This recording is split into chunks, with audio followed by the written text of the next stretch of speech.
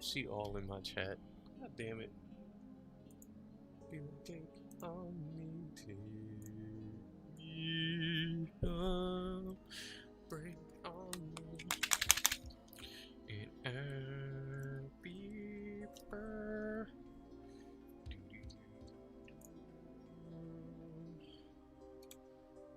Wonder. Fuck.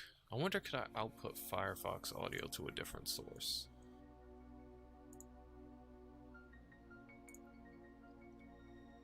Give me a uno momento. I want to do the intro and everything, but like uno momento.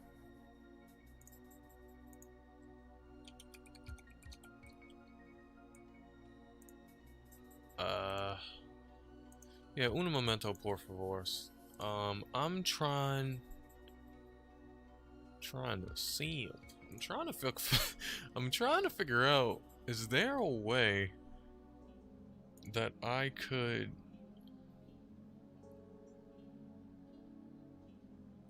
send YouTube audio to my headset?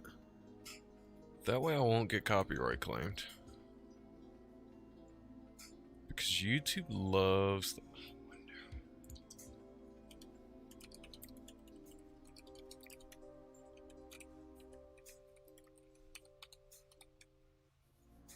Yeah, here we go. How to change audio output on Firefox.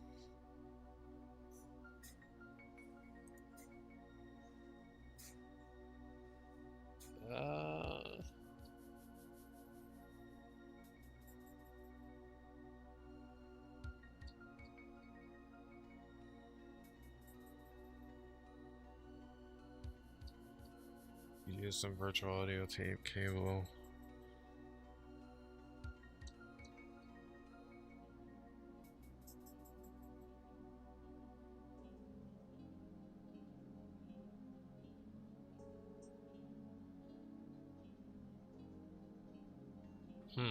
I have virtual audio cable. That's the funny thing, because I use it for my mic. What up, everybody? Welcome to the stream. I'm just don't mind me. I'm trying to I'm trying to fuck. I now just got kicked out of the game for being AFK for too long.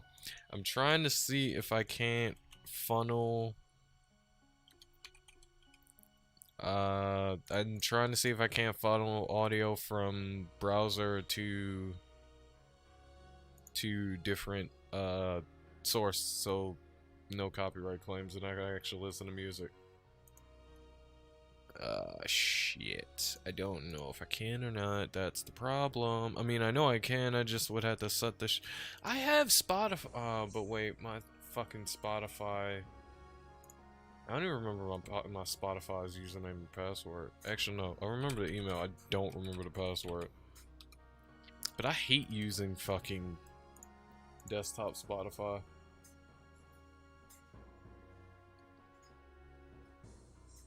Shit. I really hate using desktop Spotify because of the fucking ads.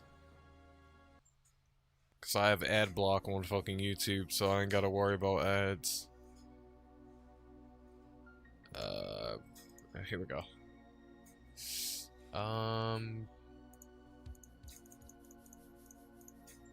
Shit.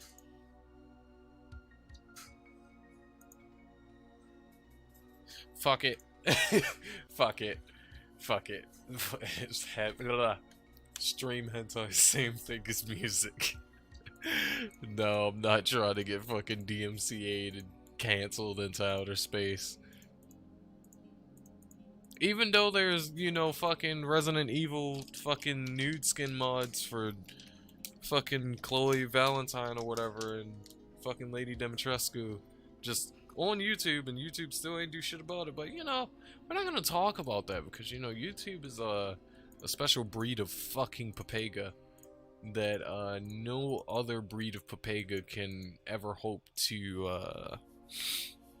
you know, compete with. They're on like a whole new level of papega. They're like ultimate Pepe hands papega. But let me clean my glasses and then we'll talk about what we're doing for tonight.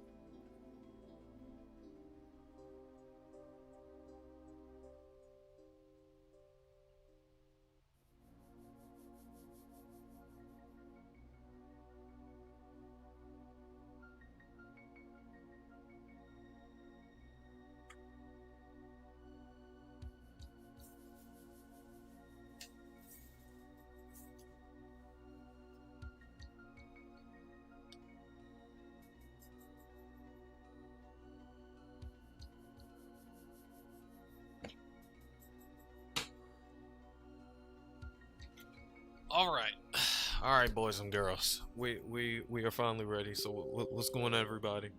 Welcome. Today or tonight rather, we're just gonna be doing exactly what stream title says. We're gonna be working on our enchanters. So currently, off camera, I did me one nice solid hour of PTA solo moss golems, and fucking yeah, no right on. Fuck right on. I did me a solid hour of PTA moss golems to level up my postal and stuff like that on Pyra. Finally managed to get my int to 400. Got my agility to 380. My goal with her is to get 400 agility, 300 vit, and then start working on getting my int and agility to 450. And then for Pyra, and then for Ilya, I still need, of course, to get Dex to cap, so that way I won't have to worry about the cold cast delay from Magic Blade, then work on her HP, and then eventually start doing fucking main quests so I can get a Postula, and then later on down the line, Relic Glass. Also trying to figure out what I'm gonna do with her gear-wise, because I'm kinda in a locked gear scenario where I can't really change anything. I mean, the only thing I could change currently right now is getting a 2-slot additional, but other than that, I can't really change the way my crystal setups are because of the current gear that's available for Wind Enchanter. There is no like really good best in slot Wind Enchanter weapon that has raw elemental magic and a proc rate to it. Either you're gonna have a weapon like Golden Kite Bow where it has a proc but then no other useful elemental stats, like raw magic or elemental magic towards wind to help increases damage, or other weapons like my Nitchid Allen, my Jade Ludi, my 2 staffs, Hermit Rod and Sakura Staff, where they have raw, they have elemental, but then they have no proc rate. So then I have to supplement that lack of proc rate by putting a proc rate crystal on as opposed to putting on damage. Happy I don't use Big Nox. I actually use co-player and blue stacks. Started using blue stacks again because the blue stacks works well for me. It works well for a lot of others, but I'm using a co-player right now to run the game for Ilya. But yeah, that's kind of like the bad spot I'm in right now as far as Wind Enchanter goes, is I'm just stuck with having weapons that has good stats but no proc rate, so I'm forced to put on a proc rate, which kills build diversity because I don't get to add extra damage. The only way I'm going to be able to get out of this rut is by getting this thing 2-slot, which of course will require pay to win for that. Armor always is gonna have a slot, a proc rate crystal in it, so I'm not concerned with that. I definitely need to get my extra spell burst and magic attack that I'm missing from a 2-slot Geo, and then I'm also missing 20% magic attack from not having a Gear Jarma on special. So with those things, all those things missing, I'm at a bit of a bottleneck on my Wind Enchanter for right now, but it's a bottleneck that can definitely be surpassed.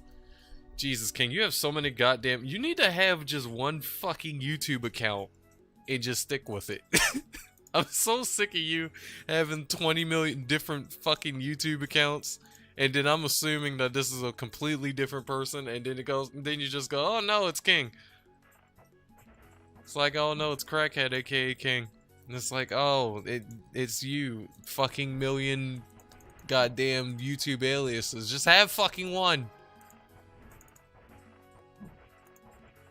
I was going to be pissed that she's here, but then again, I am about to go into PTA.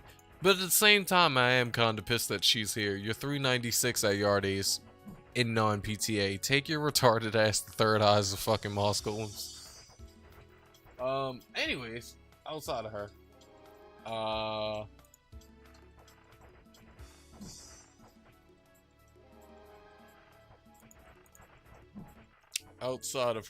I need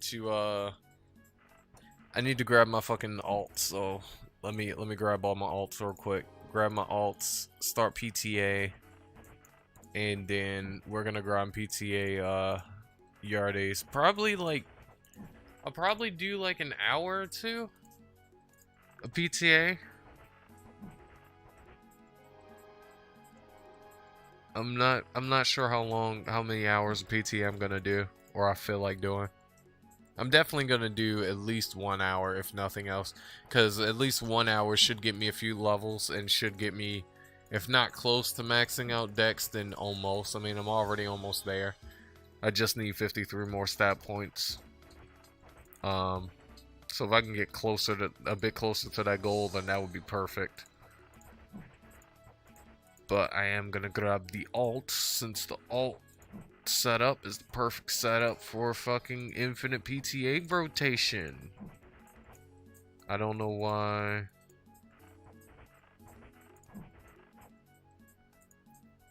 That is cap, Iruna. This fucking game is not congested. Please stop lying.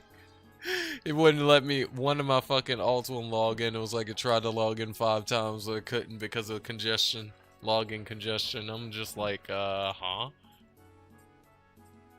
I'm just like, excuse me? Congestion. This game is dead. Ain't no fucking server congestion. Alright, let's kick Pyra.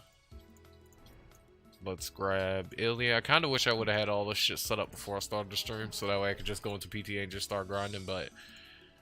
yeah. It's kind of how it is. Oh no, I'm a dumb fu- Wait.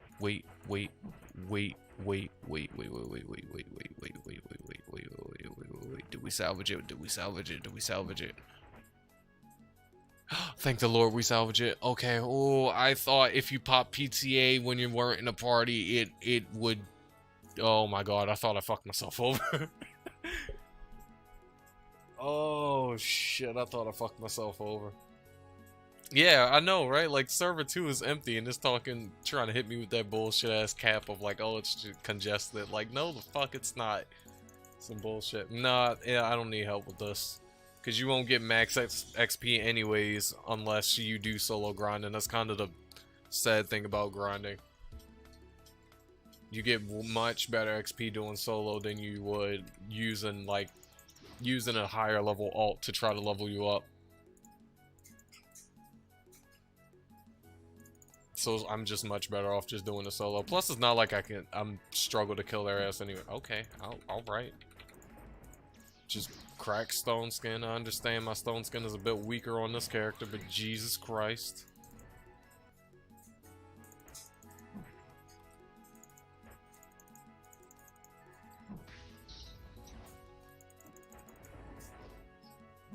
Even still, your high level would fuck my XP, so it's not worth it. I'm trying to go for min-max XP here.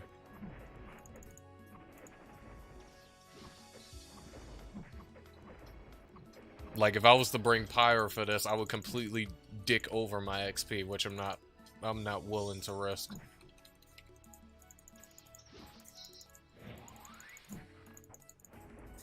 I'm not willing to risk that loss at all.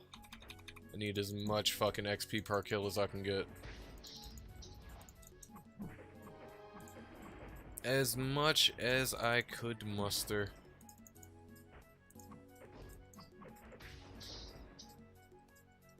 Yeah, it'll be fine. It'll be fine, King. It'll be fine. It'll be absolutely fine. I got this. I got this. Kinda sad I don't have life charge on this character. Man, that's like the only one of the very few useful fucking pet skills, life charge. I love life charge on an enchanter. It's so fucking convenient.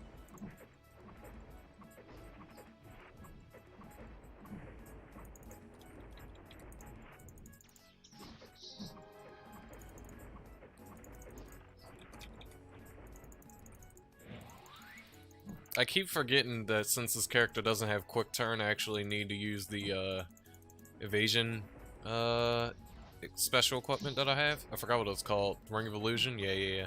Ring of Illusion. Keep forgetting I gotta actually use it. I'm so used to, because I'm so used to playing on Pyra, and I'm so used to having quick turn from fucking pet skill. I'm just like, oh, that's right. I don't get increased evasion rate unless I use Ring of Illusion on Ilya, because she doesn't have it.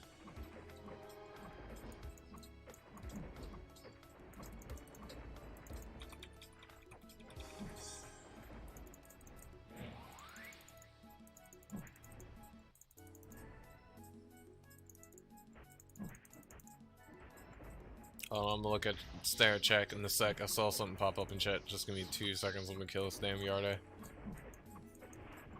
How much XP am I even getting from this? Ooh! Ooh! That's tasty! And I ain't even popped my XP buffs yet.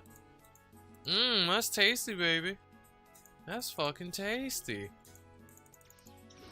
That's tasty, delicious XP. Fucking 9 mil a pop. Fucking sign me the fuck up. Berserker said, let me borrow your triple events. Yeah, I'll let you borrow. I'll let you borrow their ass.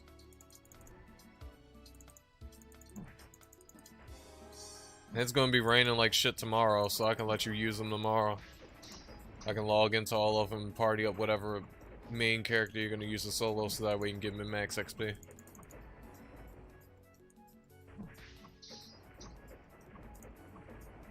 You gotta get yourself a goddamn PC so you can do the shit your damn self. So this is the problem with not having a PC, is you can't fucking effectively play Iruna. Unless you have 1,000,001 fucking phones, which that shit is so fucking 2014. I remember when I used to do that shit, have like 20 different fucking devices. Not actually 20 different devices, but like 2 or 3 phones and a fucking tablet, all lined up, fucking overheating because there's no active source of cooling on pretty much majority of bullshit phones. There's certain phones that actually has like internal water cooling setups and everything, which makes them really good to play on for long periods of time. It was like just having all these fucking phones plugged up, plugged up the charger so you won't die while you try to grind or whatever. Oh my god. That shit was the pits. You would touch one of your fucking phone screen and the damn screen be so motherfucking hot that you could cook an egg on that bitch.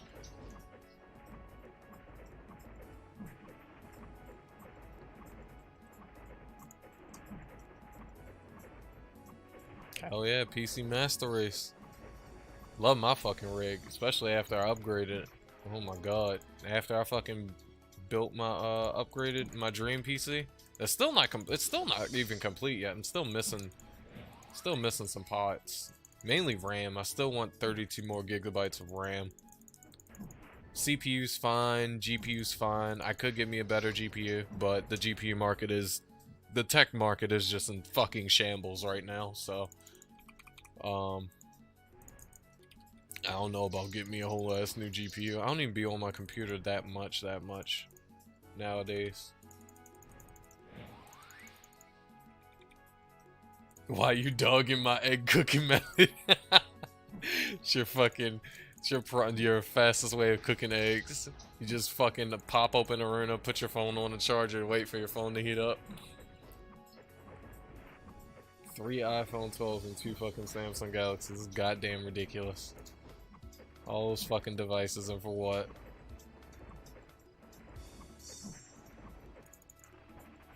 I always find it funny too that Iruna is literally the only game I've ever played where I have multiple emails just literally for this game and this game solely. Anyone else finds that shit funny? That if you play Iruna, like, this is literally the only game you've ever played in your entire life where you have a shit ton of emails just to play this game? It's like, bruh.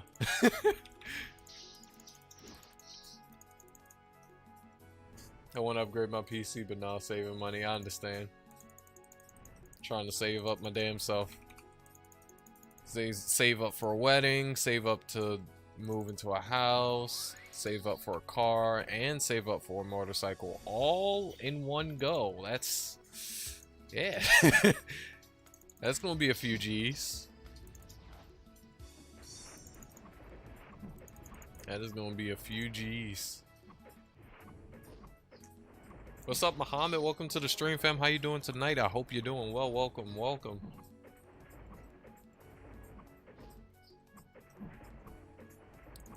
Welcome, welcome.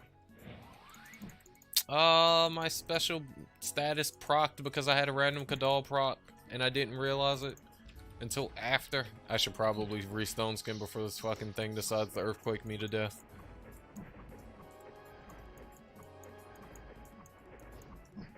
It's the one thing I do love about grinding Yardays is Yardays is very lenient on you in terms of like them trying to kill you. They're very, very lenient on you. It won't really fucking bully you. Unlike fucking Third Eyes and Moss Golems. Third Eyes and Moss Golems, especially if you ain't got the gear, they will bully the shit out of you. The gear or the stats. They will bully the fuck out of you.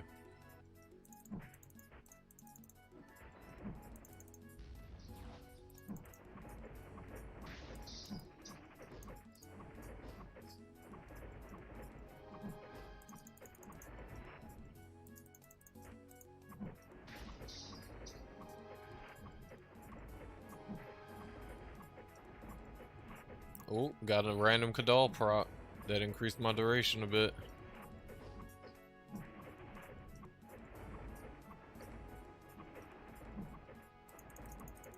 Come on, it's nearly dead. There we go. 2 years I stopped playing this game. I can't blame you, fam. Cannot blame you. I am a Genshin Impact player. I just play it for, like, fun. I'm not... In Genshin, I don't give a fuck about min-maxing and pulling every new fucking character within every new banner that drops and then trying to make it C6, crown it, and all that other shit. I play Genshin for fun. Whenever I play Genshin. But I do like Genshin. Your disable set is done besides the claw. Nice.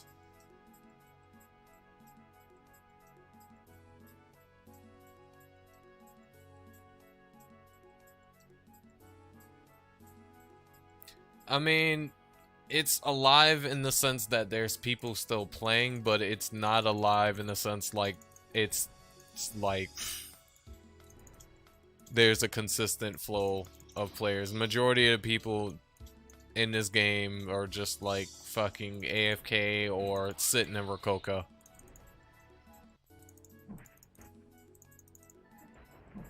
And if we had to randomly guess how many people was online, it's probably like sub 5k players online, if that. Can't really know for sure because this game doesn't have like it doesn't have a player counter.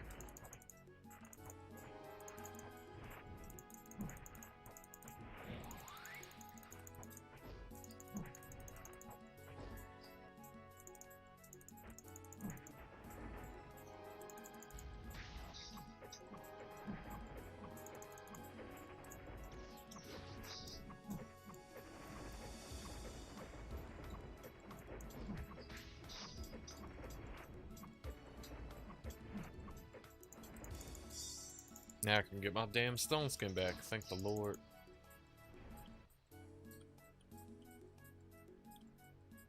No.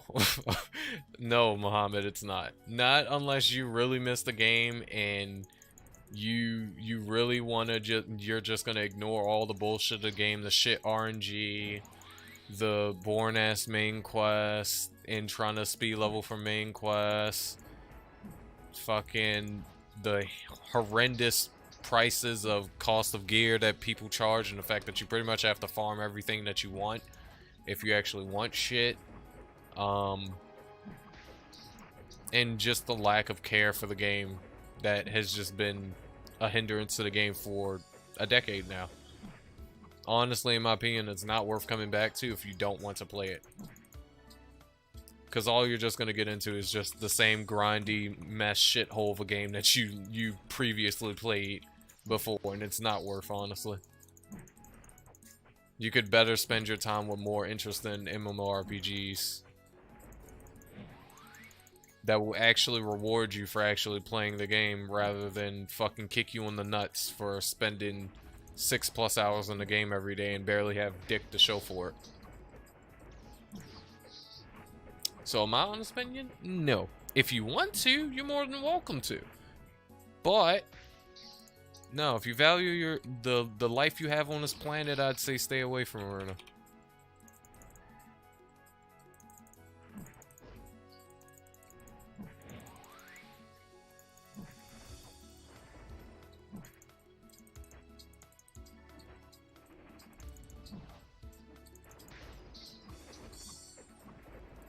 I still play it because I play it for y'all. That's part of it. Plus I always said that I would never quit Iruna completely until Iruna dies or the server shut down. If the game dies off completely or the server shut down, then that's when I'll stop playing. But other than that, I won't stop playing. Even if I'm off and on with the game, I'll never stop completely playing it. And plus, deep down, I always say this, I loved Iruna. I still do love Iruna. And it could have been a much better game for how long it's been out, how many years it's been out. It could have been a much better game if we had a way better development team that listened to the player base from all regions, and got feedback on the game to help improve the game and make the game better. And change the ridiculous gear and item stats in this game, and just do a whole bunch of very necessary, very needed revamps and actual balances to classes, as far as like giving them skills that are worth it, giving buffs to skills that needs buffs, stuff like that, adding different ways that you can gain XP and gain Apostola and Relic Glass without actually having to do the boring ass main quest, shortening main quests and making main quests less of a bitch and less tedious. It's a whole slew of things they need to change in order to bring this game up from the ashes and actually make it a good game. It's a shit ton of changes they gotta make.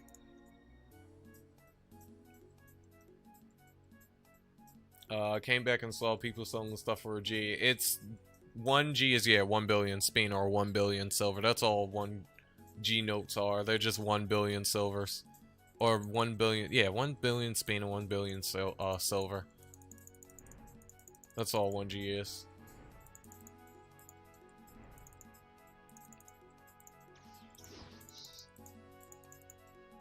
I can't remember the cap that your character can hold. I believe that did rise. And then, of course, because of the G notes being in the game now, everybody just have fucking G notes.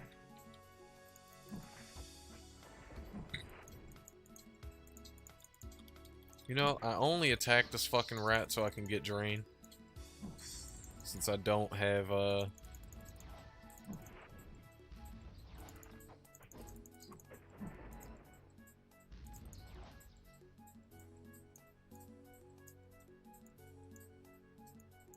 mean, because saying 1 bill or 1 G is the same fucking thing, so everybody just say 1 G.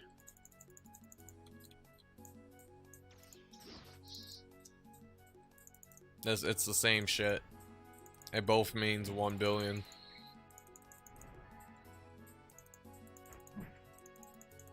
Yeah, so 10 G's is 10 bill, yeah. That's how it works.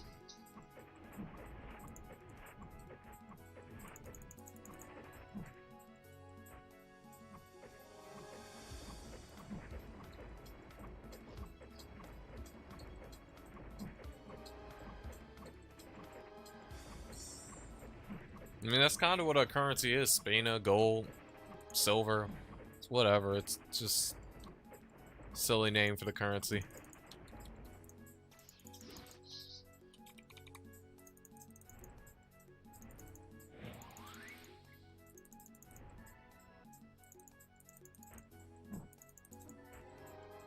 Yeah, one character can have tons of money. Like, you could have max Spina on your character, and then you could also have, like, a stack of fucking G notes sitting on your character, which is essentially having 900 or 99 billion silver on your body at any given point in time. So you could have stacks on you. nowadays.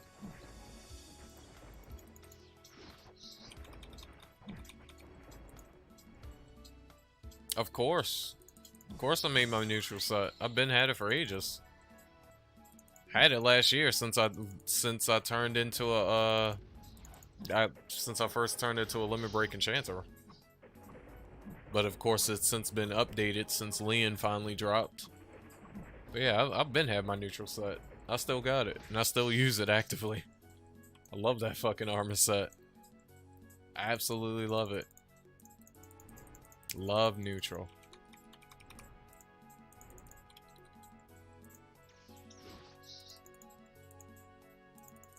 I don't know how much Thimble is. At least the slot one. I know it's dirt cheap because most people sell the 2 slot for like $5 now.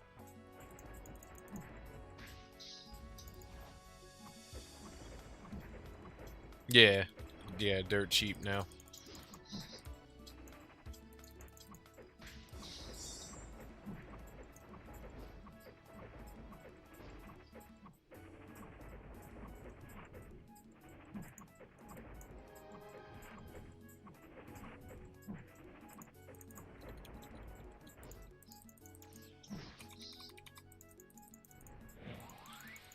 I can't wait to get more decks so my fucking attack power buff from spell boost can be actually something past 20 fucking seconds long. It's 27 seconds long and it damn sure don't feel like it. I like having a 30+ second duration on oop, fucking hell. On oh, I just realized I was out of stone skin. I can't heal. I can't get stone skin. Oh no, oh no, oh no. Wait, there we go.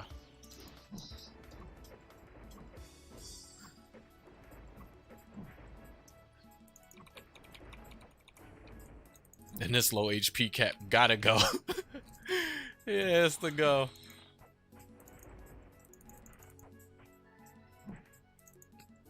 There's no better item for neutral than Nail Espada. Nail Espada is too perfect. It has everything you need, and the build diversity for it is much better than any other neutral item in the game. There's no better neutral item than Nail Espada. Nail has raw, it has elemental, it has a built-in proc that does really high damage even though it's mana wave.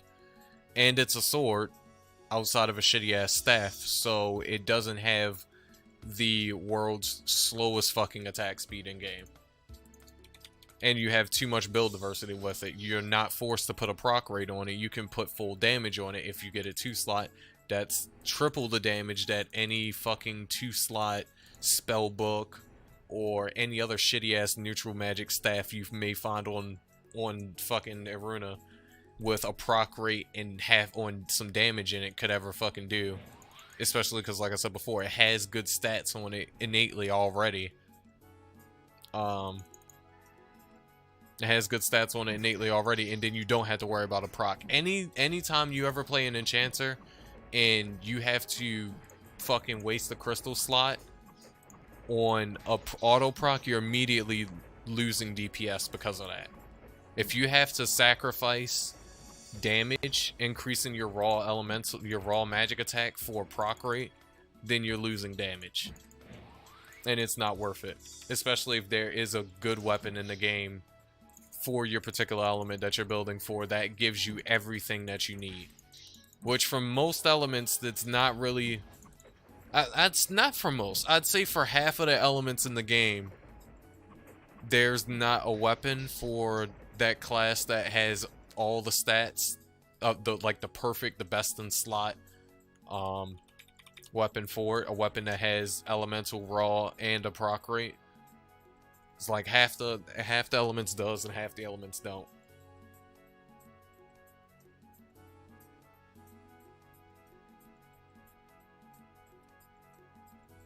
Yeah, 2 slot boss. 2 slot boss, 2 slot pay to win production.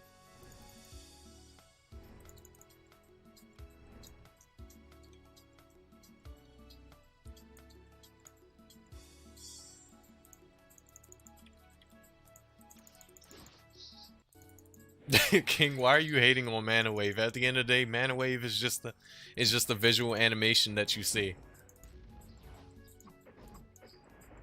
That's all it is. It's just a fucking visual animation that you see.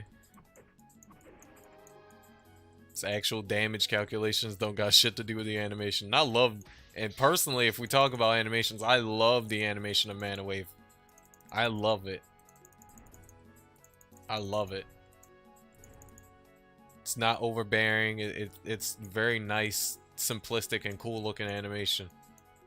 That's not really copy pasted on a whole lot of skills as well, which also makes it nice.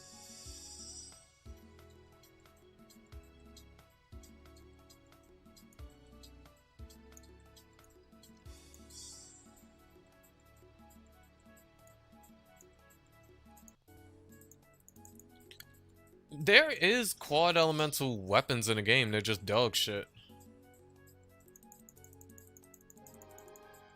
Especially for Enchanter, they're dog shit, because you need to focus on one element. You can't focus on multi-elements on Enchanter. Like, actually proccing multiple different elements at the same time, you can't really make a build around it.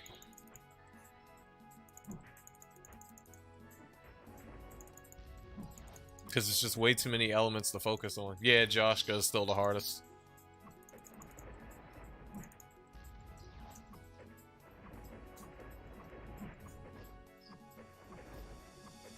I wonder what animation you would get if you just go magic damage and not elemental and auto only. You'd still get elemental procs. If the moment you pop enchant weapon, you'll just get all the random elemental procs from enchant weapon, but you won't do any damage. Because if you just build an enchanter for pure raw and you just auto attack and you don't have any elemental proc that you're building off of, you won't. All you're basically doing is just doing melee damage. You're not doing any magic damage. So where's your magic damage gonna go if you don't have a proc to toss it into? That wouldn't work.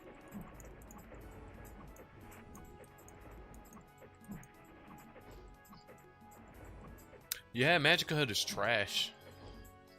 Magic Blade ain't worth building on. You ain't gonna do a shit ton of damage with Magic Blade. Not over fucking just normal autoing. Building for Magic Blade is just as useless as building for fucking Tyrant's Edge on a Beast Knight. It's just, you're much better off with just using Impact Blow. Because you'll kill so much faster.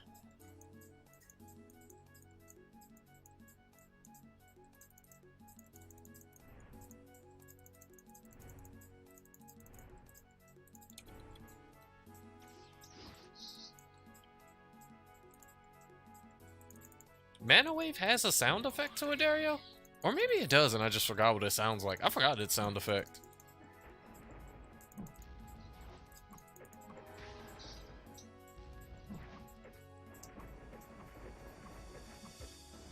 And in the case of Neo Espada and Kadal does the same amount of damage.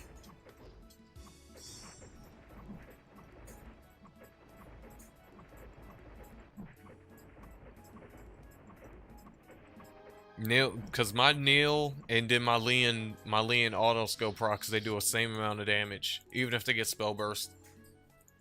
They'll all do like 100, anywhere from around 100 to 150k, maybe even 170k normal, and then they could spell burst up to like 200k. I don't know why Neo Espada's Mana Wave is so fucking strong. Its auto is so fucking strong, but yeah, its auto is strong. Leon's Kadal doesn't do more than it. They both do the same amount. Which is great. It's absolutely great. Because I would hate to get rid of Mana Wave on Neo Espada. I'm glad Neo Espada isn't the same situation that I had to deal with Flame Swallow. If y'all remember that fucking Flame Sword, I still have on my Enchanter where it had a built-in proc, it had raw, and it had elemental, but its built-in proc was shit because it functioned like a shittier version of Vina Rosa where it would deal damage, but the damage would be capped until I burned, and then it would get uncapped, but it still didn't do enough damage to be viable for me to actually like use, as opposed to using Eve Prima, which is my best flame weapon thus far. I love doing the opposite, lol. I mean, at the end of the day, you do what you fucking want. It's your character, it's your account, it's your life. You do what you fucking want, mate. It is all up to you. I just say build. I just like to tell people don't build for dark, because you just have so many more options outside of dark. There's so much more build diversity, and you can still do high damage with other elements. You don't have to build for dark. Plus, dark is so overused. I love seeing other elements being used. Like, everyone acts like when they play Enchanter that there's only one build for Enchanter and there's no other build for Enchanter. Like, she has no build diversity, and she has tons of build diversity. She's the best class when it comes to build diversity. You can make so many different auto builds with her. It's crazy. It's literally, it's what? 4, 8, it's 8. Wait, no, 4, 5. It's 7 elements in the game that you can build. You have 7 different elemental builds that you can make on an Enchanter at any given different point in time. You have 7 different builds to choose from. Yet everyone flocks to one. It used to be 2. Earth used to be meta, but Earth isn't meta anymore. So it'd be kind of funny to see Earth make a comeback, because Earth isn't meta anymore.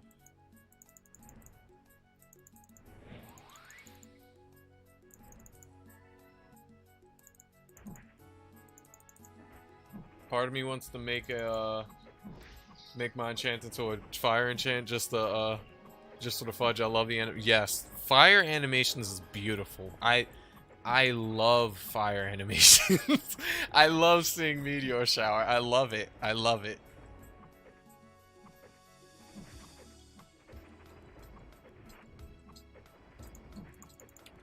The only problem that I have with Earthset now is that it's...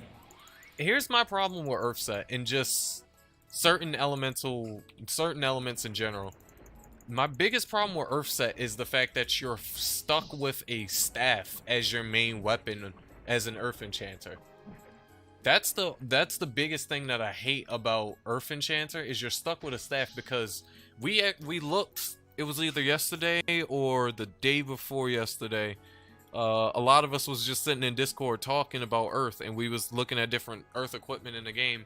And even though there is other Earth weapons in the game that you could use, the best in slot 1 is Charos, or not Charos, Earthquake Bell. Because Earthquake Bell gives you everything that you want out of your weapon for it to be the best in slot for DPS. It gives you raw magic attack. It has a high base attack to it. It gives you elemental damage, and it gives you a proc rate. So all you gotta do is just toss damage on it. All the other elemental, earth elemental weapons in the game that you could possibly use, like, there's a claw that has a proc rate, believe it or not, Earth Geyser, but it has no upgrades to it, and it has shit stats. All it has is the proc rate, and it has nothing else going for it. So it's like, if you want to do the most damage possible, you're stuck with Earthquake Bell, which sucks because you're stuck with the slowest auto attacking weapon in the game. And a lot of the biggest thing with Enchanter when it comes to DPS is weapon choice. Weapon choice greatly affects your DPS. Even though I have other flame weapons that my Enchanter can use, like my Flame Swallow, like my Tokyo Staff, like my Nier and Higiri throwing weapon, that all has good stats to them that makes them contenders with Eve Prima. It's the simple fact that Eve Prima has all the stats that I need. It has a built-in proc to it, and it's the fastest auto attacking weapon out of all of them. It just out DPSs everything. Everything. Nothing can out DPS it. Nothing I have, no flame weapons that I own can out DPS it. None. The only weapon that could potentially come close to out DPS in my flame claw is my throwing weapon, because one thrown weapon has the second fastest attack speed in the game. It's just behind claws. And two, Mynir and Higiri has a proc to it. It has Meteor Shower to it, but it just doesn't have anything else. It has Meteor Shower and Auto Skill, which is great, but it doesn't have Magic Attack. It doesn't have Elemental. So I suffer because of that. And the only way I could, I guess you could say, fix that is if I get a 2-slot. That's the only way I could fix it. But it would be great if I could change the stats on it to get it to what I actually want. If its normal attack was Magic Attack, then it wouldn't be so bad. Then it would really hit just as hard as Prima. It'd be battling my Prima for top dog damage. Earth is too flashy to use Earth. Yeah, Earth is flashy as fuck. I kinda wish there was a setting that you could like go on to, kinda like how it works for BDO, where you can make the animation see-through. So you can make the animation of Earth hollow. That way it'd be more bearable. Because that is the one biggest, that is the one biggest downside. Another big downside about Earth is it has this big ass animation to it that covers your entire fucking screen, and it's bright as shit.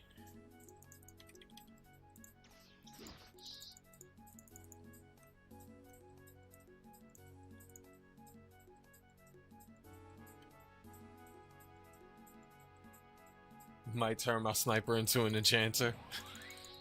Don't you already have an enchanter, Berserk? Or you don't have one at all?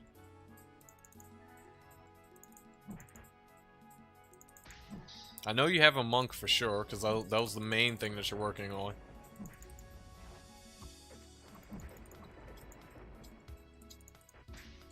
I'm about to start when my phone gets charged.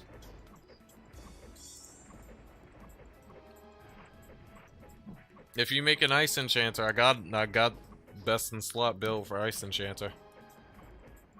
Cause I was contemplating making me one. I still kinda do, cause I was so hyped for Brute Blue, and cause it was one of the best elemental throws I've ever seen that could be used on an enchanter.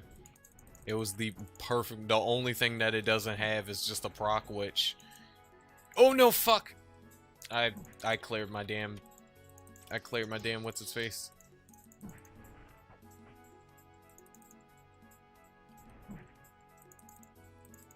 I mean, yeah, after you pretty much get to a certain point in MQ, yeah, it's pretty much one main quest to level up, either once or twice, depending on your level and how much XP that quest gives. It's still the same way, it hasn't changed.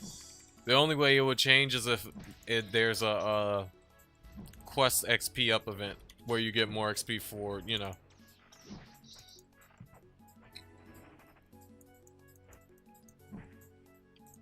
Goddamn, congrats.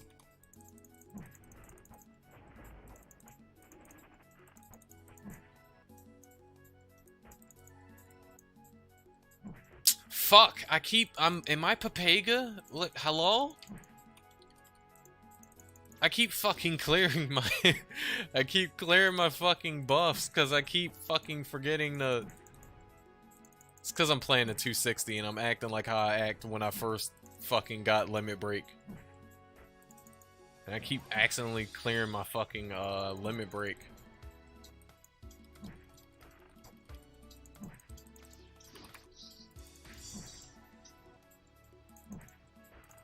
Yeah, there we go. Jesus Christ. It took forever just to kill this one particular Yarday because my brain just went fucking retarded. Like, hello?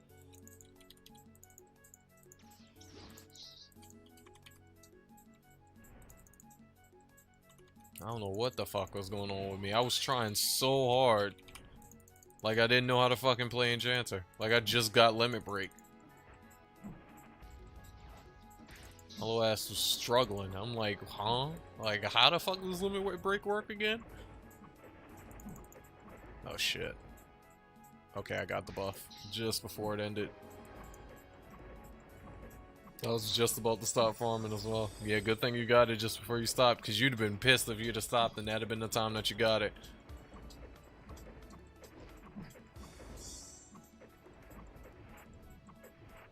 It was luckily that I didn't die outright.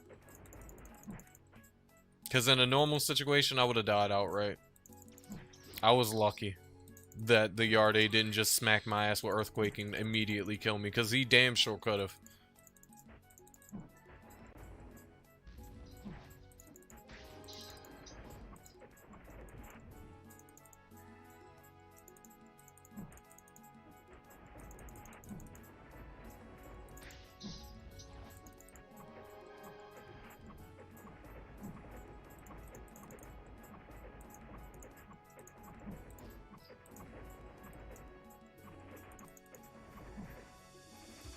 Not being able to just proc Dizzy is such a DPS loss, and it sucks.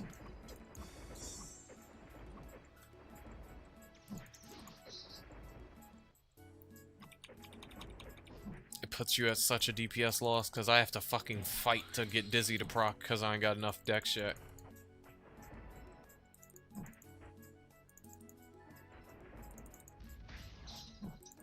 There we go. I mean, before it came out, yeah, everybody was telling me that. I didn't know that. I didn't know that about Limit Break originally. I didn't know it functioned like, I think it was old Finishing Stroke on Samurai that functioned like that. Something on Samurai did a very similar situation where if you activated it wrong or something, or you forgot to use a buff or something like that, it would instantly kill you. I didn't know it was like that for Limit Break. Sheep and everybody had told me. They was like, yeah, it used to be like that when Limit Break first dropped, which is absolutely stupid. And I'm glad it's not like that anymore.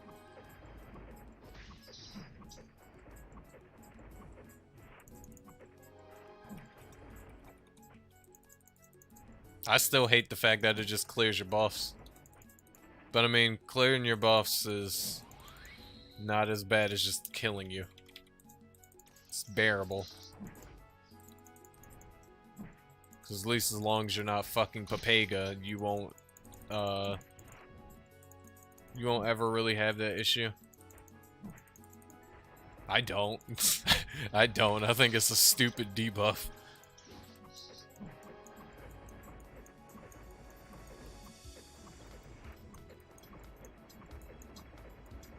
Woo! How long do I have in this PTA? 19 minutes. And we only got a level and some change. Mainly because I didn't pop any of my XP buffs, and then I'm like half paying attention. And then the other half being Papega when I'm actually playing.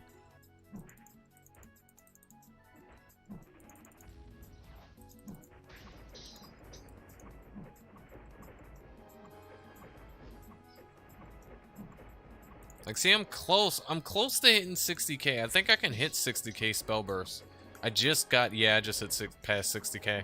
I just got to get out of this sub 100k rut. Right now, I'm fucking at a progression wall right now. Cause I just can't get to 100k consistently how I am on Pyra. But Pyra has levels. Pyra has fucking stronger gear than me currently. Pyra has a 2-slot ad. I don't have a 2-slot ad yet. She also has Relic. Don't have Relic. And fucking Apostola. Don't have Apostola. Don't have 6 purple wands. And what else I'm missing? Oh, and I'm also missing Origin, which would really give me a DPS increase. Since, of course, I'm actually using a quad element. One of the quad Origin elements. That would really give me a DPS increase.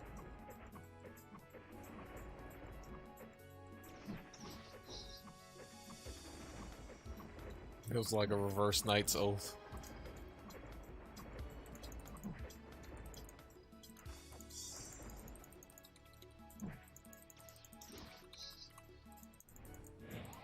I'm just not a fan of it because I just don't care for pointless, meaningless debuffs or negatives in a PvE only based game.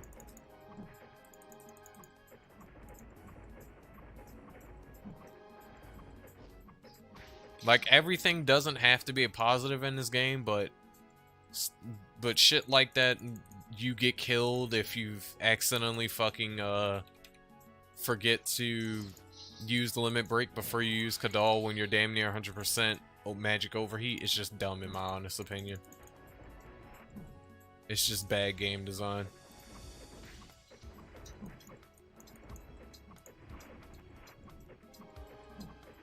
It doesn't add flavor. It doesn't make you, you know, well, it kind of does make you play a bit better, because of course you're going to be terrified of losing all your fucking buffs outside of fighting something that could potentially steal your fucking buffs, which is also a dumb mechanic, since vast majority of your classes in this game literally can't do dog shit if they don't have buffs.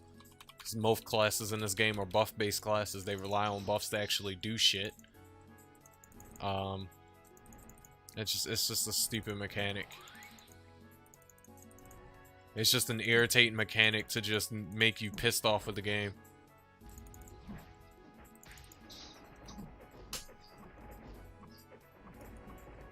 Like Sniper's ridiculous ass auto skill reduction from using Fairy Wind. Such a stupid fucking negative. You shouldn't have a negative at all.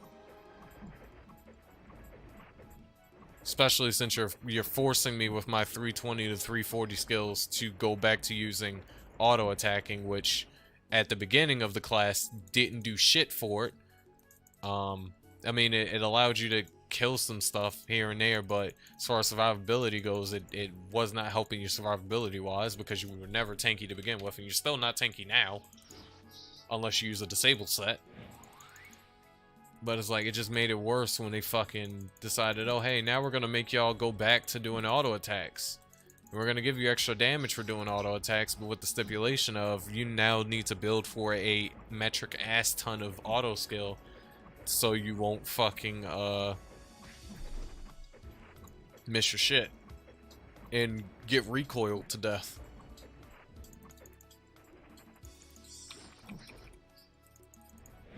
It's just like, why? It's like, why do you think that's fun?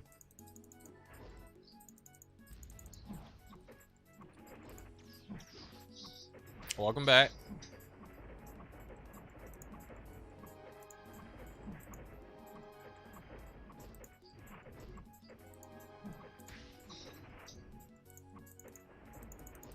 Stone skin.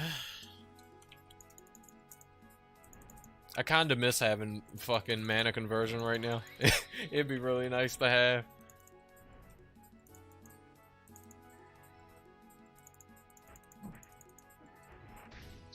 It'd be really fucking nice to have. I kinda wish that you shouldn't be forced. I kinda wish that you shouldn't be forced to wait until you're what? I think you gotta be 320 for mana conversion. I kind of wish you weren't forced to be 320 for mana conversion. That should be like a 280 skill. Because it doesn't benefit, because especially since it doesn't benefit every element, it only benefits the quad elements. You shouldn't be forced to get mana conversion at fucking 320. You should be able to get it at like 280. To help give you a bigger damage boost on one of the whatever quad element that you're currently using.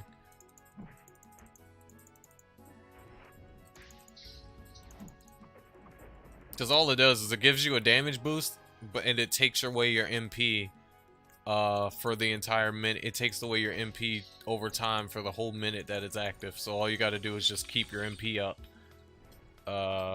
while you're using it, while the buff is going. And you can't refresh it once it's active. You gotta wait for it to completely go away, like limit break.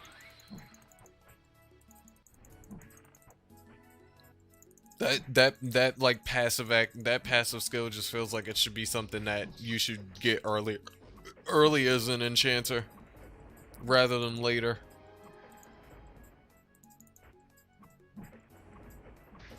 Like limit break, you should get limit break at the same time you get Kadal. It's kind of no point in giving me Kadal if it's useless without limit break.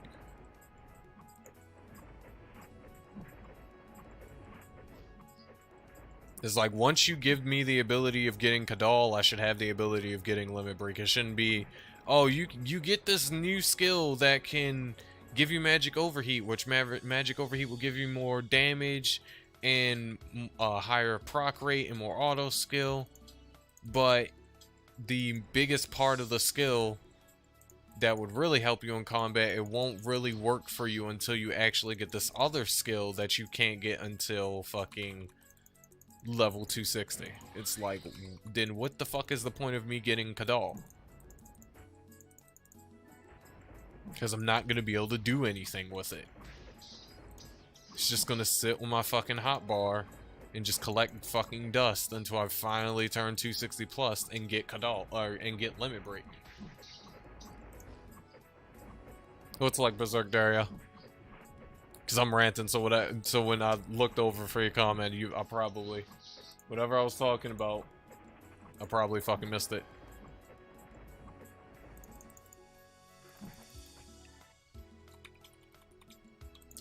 I didn't even want to attack the normal one. I wanted to attack the fucking big Yarde. I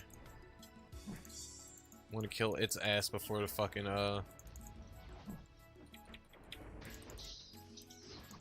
for PTA ends.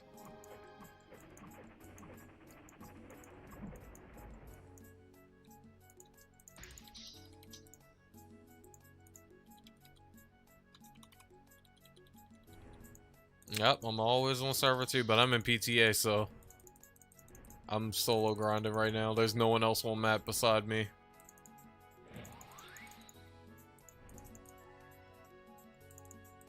Oh, you forgot too, damn. Big rip. Do I have DC? Elaborate on what's the acronym of DC, because I'm not sure what DC is.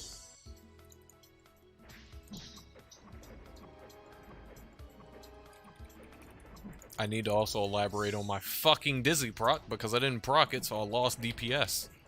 There we go. It's gonna take like 3 or 4 limit breaks to kill his ass. So I need to not, you know, fuck up my DPS. It's not like it's my fault anyway that Dizzy half-ass doesn't procs. Just don't have enough dex yet.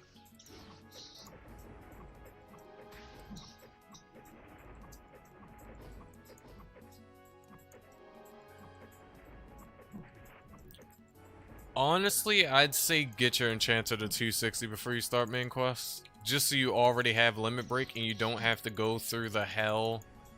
Well, you're gonna have to go through it anyway if you solo level it up. But yeah, trying to get 260 so you can get Kadal Limit Break so you can try to do semi-decent damage right out the gate as an Enchanter is the best option for you. Because trust me, it is not fun being a sub 260 Enchanter and being forced to use Reduce Bangle, Boost Bangle, or Javelin Bangle, because that's the only way you can get an attack interval cut, just so you can attack as fast as possible, depending on what weapon that you're using. Well, with whatever weapon that you're using at the time.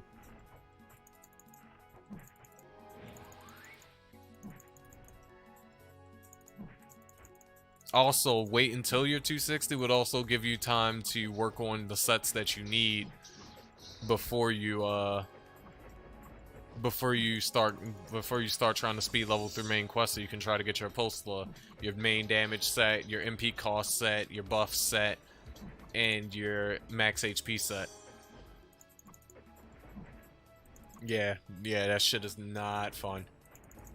Shit is not fun at all.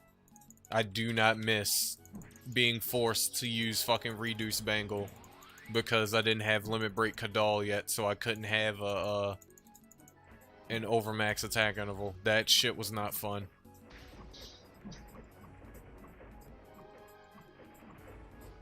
Well, it's 11 in Q and my level's through 90.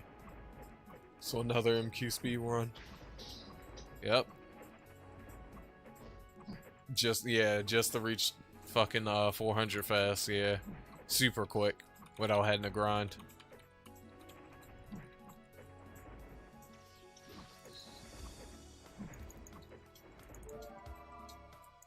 Another thing I just realized my ass is missing that's usually sitting right here where heal is. I'm missing illness hit. I have illness hit 2 inside of guild storage, but I never went to go get illness hit level 1. I think it's because it was a quest and I fucking can't stand doing quests to get skills, because I just can't stand doing quests in general. I think it's just a stupid fucking it's just a stupid progression wall to just block you from getting the skills. Skills should just be Bibles and that's it. I cannot stand doing fucking grinding quests. I can't stand. I already can't stand doing main quests, which is why Ilya still don't have fucking Apostolate now, because I just dread fucking main quests.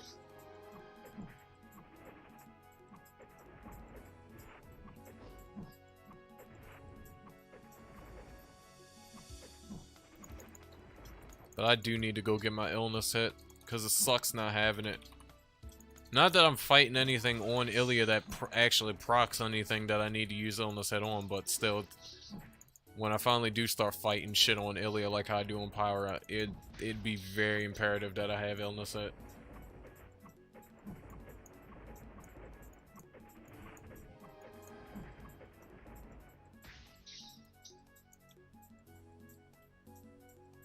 Yeah, that's what I hate. I hate that you have like there's no other choice to level up in this game the fastest outside of doing main quests.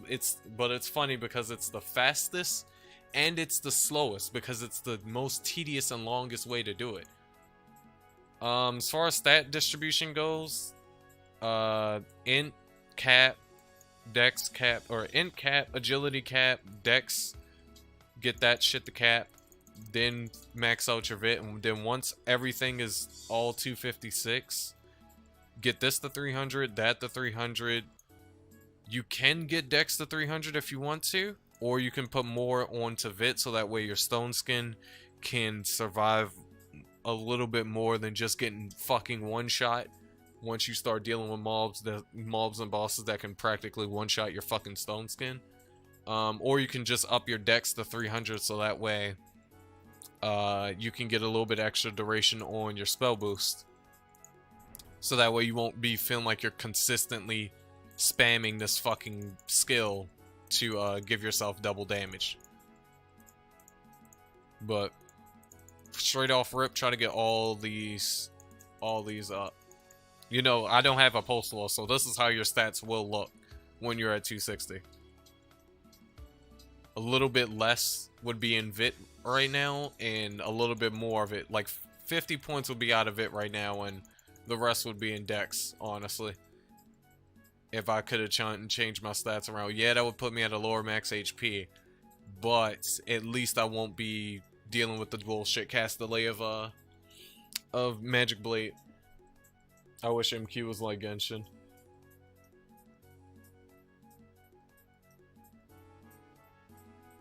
Yeah, I wish Dungeons, I wish Eternity Maze was redesigned so you could just go down in the Eternity Maze, and every time you killed a boss in the Eternity Maze, you leveled up fast like that. Like you had different options. Either you could do the Born bullshit questline, or you could do Eternity Maze. And then like after, let's say, getting down like 10, 12 levels in the Eternity Maze, you kill 10 to 12 bosses in the Eternity Maze, then you unlock your Apostola, and then after like the next 10 to 15, then you unlock your Relic Glass.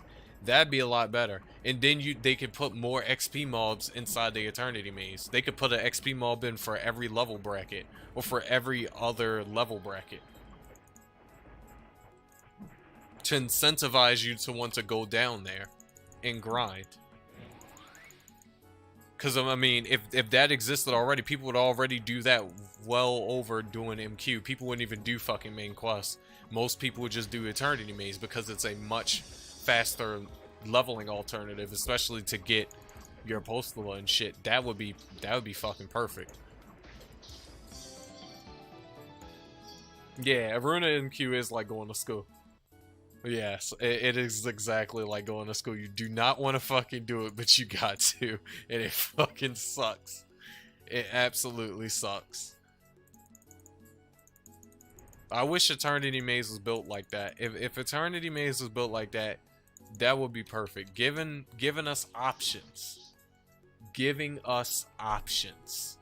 That would be perfect. Like, I shit you not. Almost, there would be nobody hardly in this game unless you give a fuck about the dog shit story that they put in here that little to nobody cares about because it has no effect on gameplay, and I don't give a fuck about in-game stories on MMORPGs because they have no effect on gameplay. If Eternity Maze was literally built that way, everybody would run Eternity Maze. It would be perfect. It would be perfect. And there'd be no fucking point in MQ. Outside of, like I said before, if you want to play it for the story. That's what MQ should be like. Because that's how it is in BDO. Yes, you do gotta do main quest in BDO for a little bit of progression, but you're not forced. In Black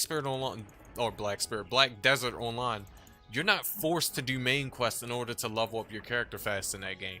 You don't have to do any main quest at all on your character in that game if you don't want to. You can literally make an alt, get that alt to 62, 63, PvP and grind endgame grind spots and never ever have to do main quest if you don't want to.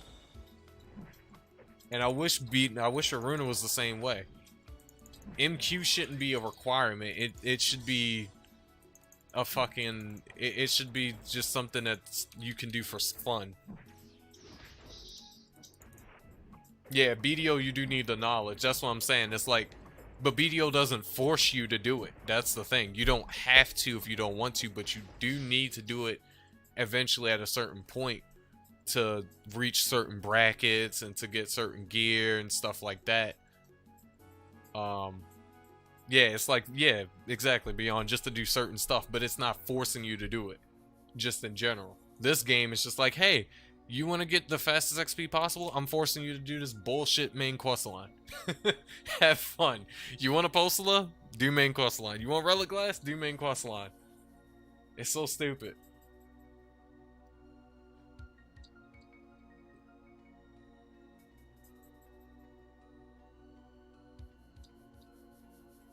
What's up, Abel and so what? Welcome to the stream. How y'all doing tonight? I hope y'all doing well. Welcome, welcome. Welcome, welcome.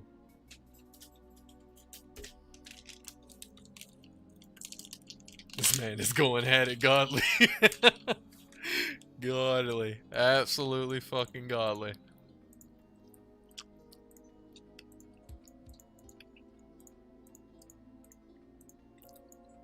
Y'all know I'm always ranting when it comes to this game. Like I said before, I've spent a decade of my life playing this game. I absolutely love this game, but I absolutely despise it at the same time. I want it to be so much better. I know it could have been so much better, but it isn't, and it pisses me off. It isn't, and it pisses me off. And that's why I rant and bitch so much. That's why I rant and bitch so much.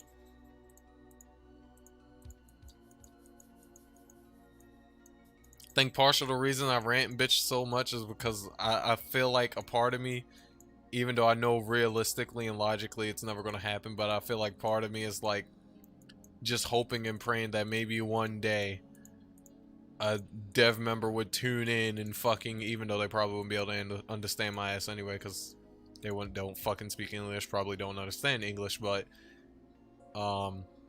at least the translator could fucking translate to them what the fuck my ass is bitching about and actually make the relevant changes to the game. Maybe that's why I bitch so much about it, about Iruna. Just to have that sliver of hope that, you know, maybe one day, maybe one day, shit will actually get changed. Right. Oh my god, just fucking AFK MQ speed run would be fucking glorious. Because physically sitting there doing it makes you want to fucking commit Sudoku.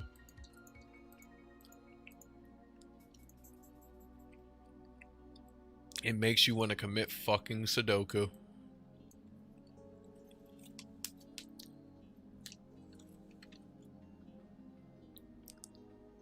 Oh yeah, for sure. 90% of the problems will be solved, and then we'd have so much new content. We've talked and bitched about so many different changes that they could have done over years. We have literally years worth of content changes and rebalance changes they could have done to the game to make this game better. Literal years from all the streams that I've done on Iruna.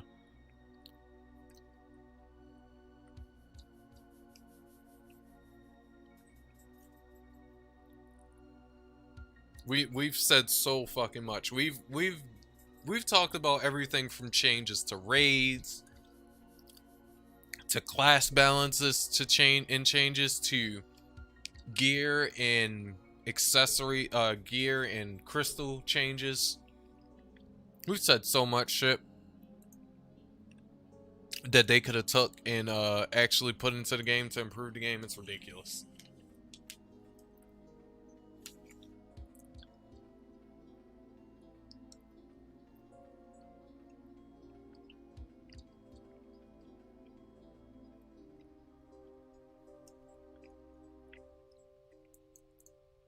Oh, and apparently they're starting the, I'm glad I got everybody here too.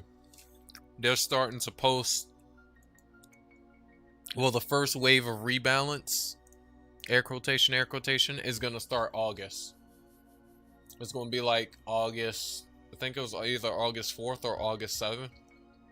Somewhere in the beginning of August, they're going to give us the first rebalance. It's a rebalance that has the Enchanter changes, the Gladi changes, and the Bishop changes, I think it was. And the Assassin changes. Those are the 4 classes. Those are going to change first.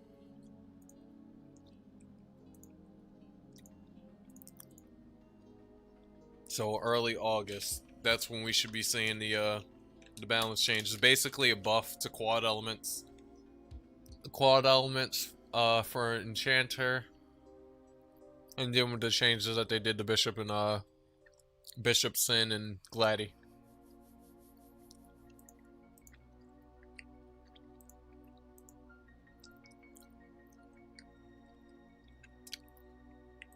Muhammad, they have not made a new class in Summoner in years. Summoner came out years ago, and we have not had a new class since.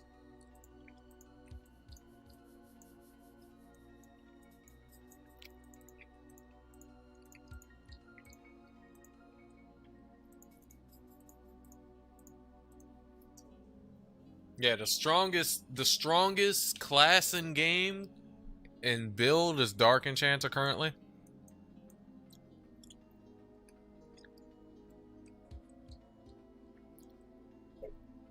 But as far as like actual like classes, if they did they release a new class? No, they haven't released a new class in fucking years.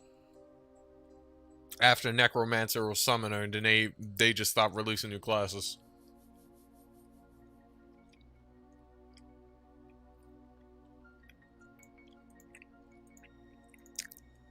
And if y'all wonder why I'm standing here AFK, it's because I'm on my alt right now trying to activate another PTA.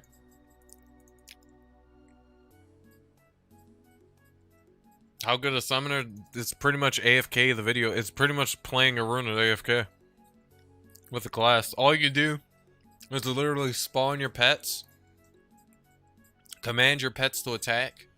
You wear a resistance or disable set, and then you fucking spam provoke.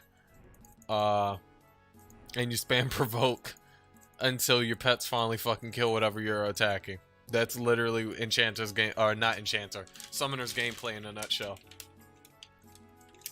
If you go watch any Summoner video, that's what pretty much any Summoner player does. If as far as a Summoner goes.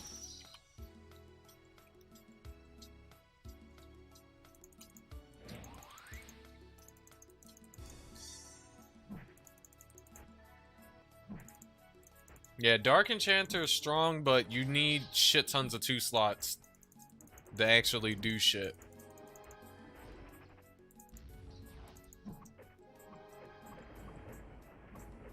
Same thing with any other elemental build on Enchanter. You need shit tons of 2 slots to do shit. You need at least, at minimum, a 2 slot additional. You cannot play, no enchanter can get away, no elemental enchanter can get away without at least having a 2 slot additional. Of course you need a slotted special as well, but it's mandatory that you get a fucking 2 slotted additional. You need one.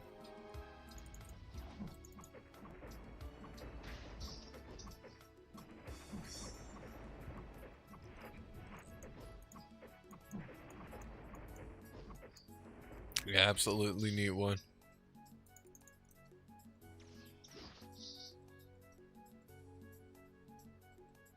Okay, 11 mil. That's looking tasty. I might pop my XP buffs now. But I got a Becca's book. Sophia's book. We got the Wizard Ornament book just to give me a little 1% raw. Or, yeah, 1% raw. Extra int, and then the XP book. Fastest way is to level up yourself, Berserk. I could level you up, but it would be slower me doing it than you doing it yourself. Because of the way XP distribution works in this game.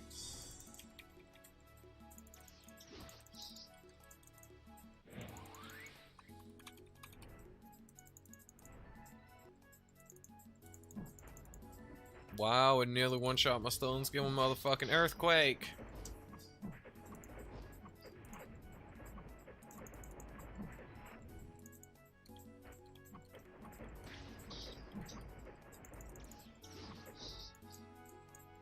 But yeah, Muhammad, that's the thing with enchanters. Enchanters are strong, but you need 2 slots to do anything on them.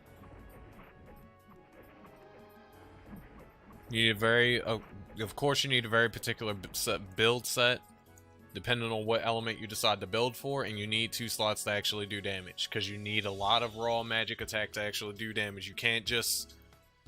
Enchanter isn't just as easy as just, oh, make an enchanter, get it to 260, get limit break Kadal, and then all of a sudden you're doing millions upon millions. You're doing 200k plus per elemental proc that you do. No, it's not that simplistic. People make it seem that simplistic. It's not that simplistic. Enchanter actually takes work.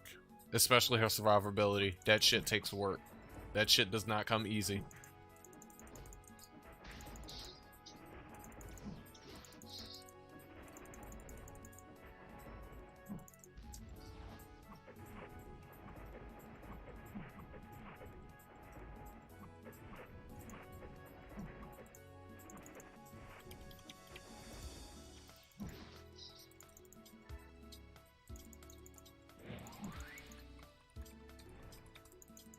Yep, 31 mil XP will buffs.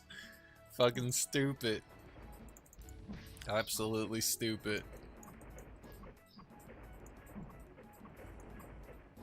Yep, 2 slot gear is expensive, and you only got 2 options of getting it. Either grind it, if it pretty much comes from a normal mob, or if it's a production or boss item that boss equipment that you need 2 slot, then you have no choice but to go pay to win. It wastes real life money. Because you're not getting a 2 slot otherwise.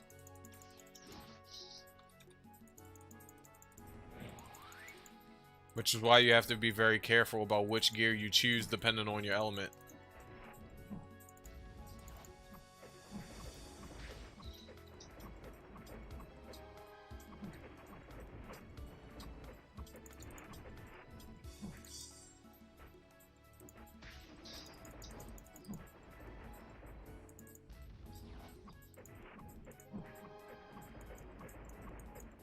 And even if you was to try to buy the 2 slots, there's no telling as well. Depending on the element that you're trying to build for, there's no telling if a person actually has a 2 slot that they're willing to sell. Because again, very low player base numbers, not a lot of people playing, so you don't have a lot of chances. Like, let's say I had 30 G's right now. And let's just make up a random, because people make up random prices for items in this game anyway, because no item has a set price. People make up prices for shit in this game, which is why everything fluctuates so much. Let's say I wanted a 2-slotted Jade Louis right now, and I wanted to buy it from somebody right now. Let's say just the cost for it is like 15 G's, right? If there's literally no one making this throwing weapon, which pretty much no one isn't because no one has a real use for it, unless they're like me and making a wind enchanter and they're trying to use a throwing weapon to make a wind enchanter with, there's pretty much no one who's gonna have this thing, first of all, barely even slot, if they even have a slot, and then there's little to no one who's gonna have this thing 2 slots. So the only option I have, logically, is to go pay to win to make it 2 slot. When the item comes out to allow me to 2-slot it, which could cost you anywhere from around $50 to like $150 to make it slot, depending on how shit your RNG is.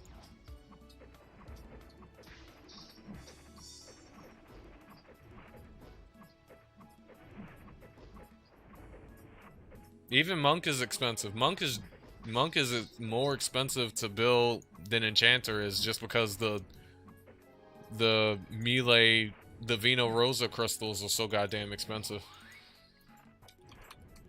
Because that's the best melee auto set you can build across any melee class, and yeah, across any melee class is the best melee auto set you can build. Is a poison auto set, because it's the only one that actually deals damage.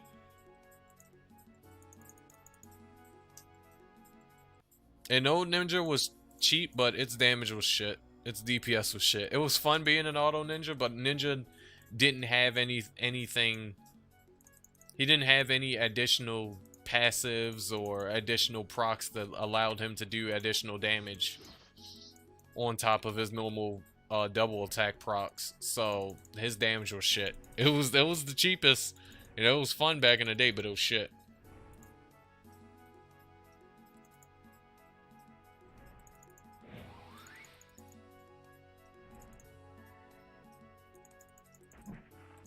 Oh, don't think, Dario, don't think Sniper ain't in the same low DPS predicament, because he is as well.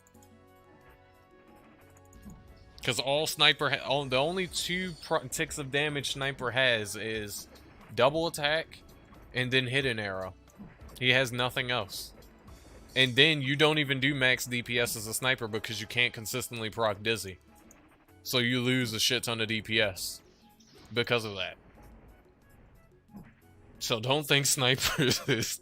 Like, I love Snipers the bits, but they don't got a lot of they got DPS. Their DPS is way better than the auto Samurai. Their DPS is way better than old auto Ninja, but in terms of like best melee DPS class, it's Monk. Or Beast Knight, because Beast Knight could do it as well. Even when you have more auto skill percentage for a sniper, which is needed, of course, to build a sniper. Sniper's main problem outside of that is the fact that he can't consistently proc Dizzy. When he procs it, he only procs it for like 1 to 2 seconds by himself. So you're only getting what, one maybe 2 auto attacks in that's dealing double damage. And a Sniper or an Enchanter or a Monk, because a Monk can build for Dizzy set as well, just like a Beast Knight. All Monk, Enchanter, and Beast Knight can all build for Dizzy proc, and they can proc Dizzy way more consistently to actually deal additional damage. I mean, you kind of do, because a Monk can out DPS a Sniper very easily. As far as melee classes goes, a Monk can out DPS a Sniper very, very easily. Monk he's still great, but yeah, he's kind of dead. Like, not a lot of people play him. He's not a bad class at all, but not a lot of people play him. It's a rarity to see Beast Knights, and if you do see a Beast Knight, it's a spam Beast Knight 9 times out of 10. Which does a lot of damage, but it's boring.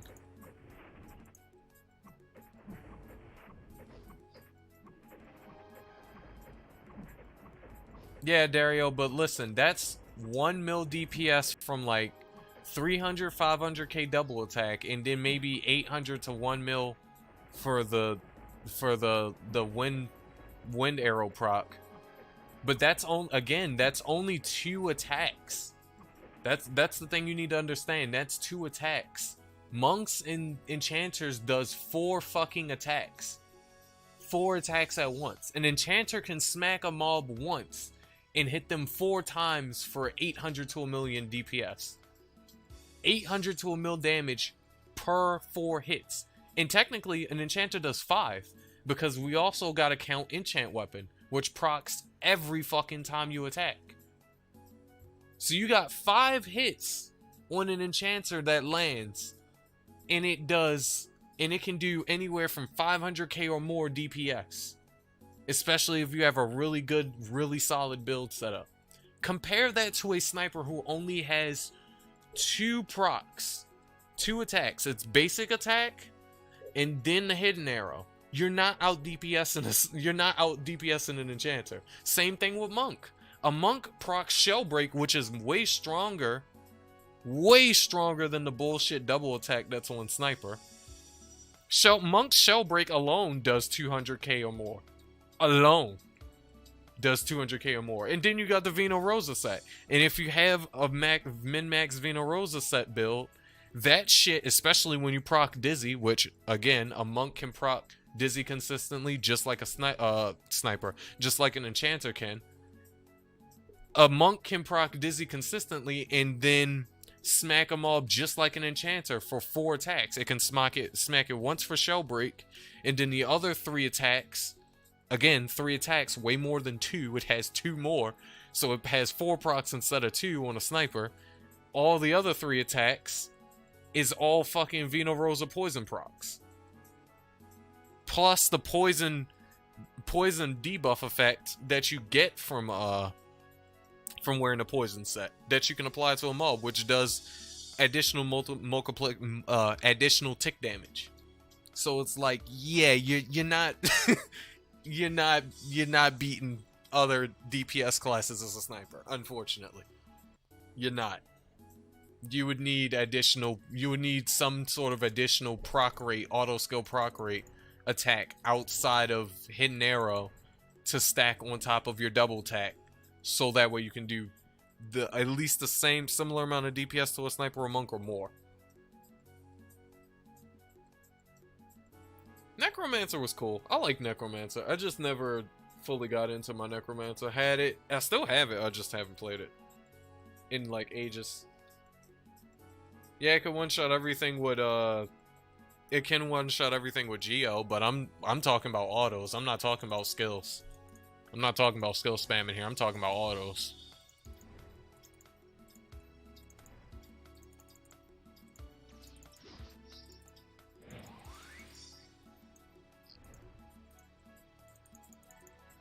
That's like the biggest problem for melee auto as well.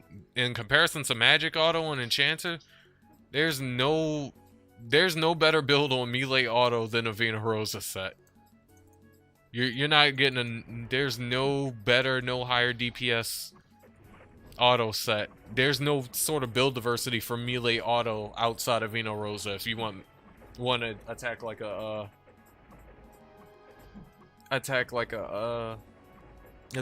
enchanter.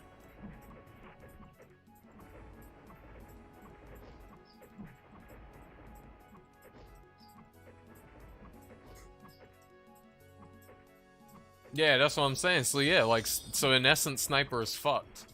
And another thing I want to mention, Dario, double attack on sniper doesn't prevent other auto skills from proccing. I just want to say that myth is bullshit. It doesn't prevent other auto skills from proccing.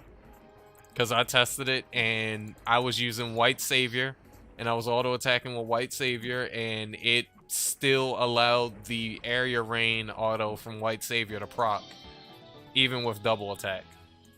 I actually had 2 different procs on. I had Sullivan's Mask on, which has a melee auto proc by chance of attack. I had White Savior on, which has its own, and then I did Fairy Wind and I went into Lunadol and I tested it. And I made sure to turn off. What I did to test this, I made sure to go into other and turn off auto normal attack. And I just kept clicking once until I finally saw if double attack actually blocked other auto skills to proc or not. The same shit was being said for Beast Knight in his bite passive. Everybody who played Beast Knight for his bite passive was like, oh, his bite passive blocks other auto skill procs and procking. That's bullshit. No, it doesn't.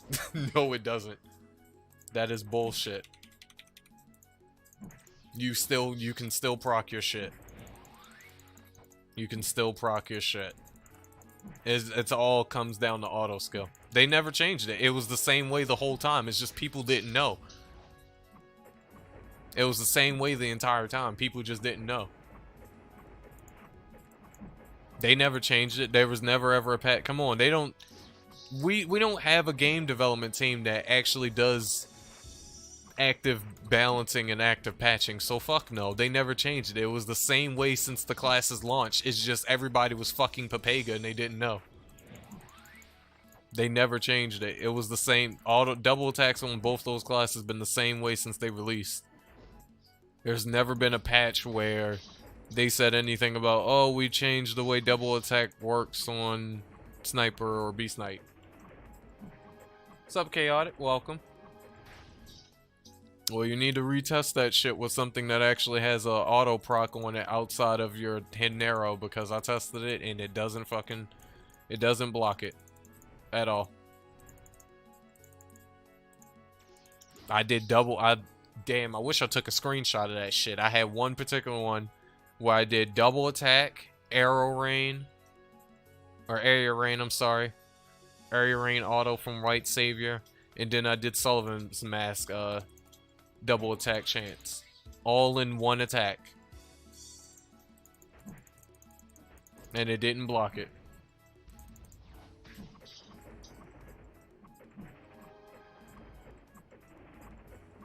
You know, you gotta test it with your own weapons, mate. You gotta test it with sniper weapons, not other class of weapons.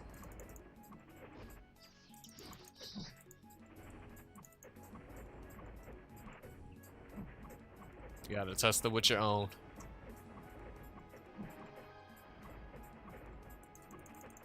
Like if there's a special bow that's in the game that has a double additional attack chance, you gotta test it with that.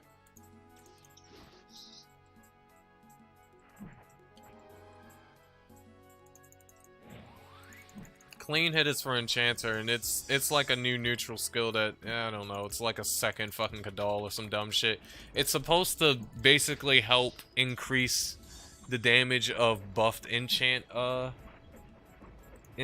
I believe that's what Clean hit is for. I believe it was for Enchanter.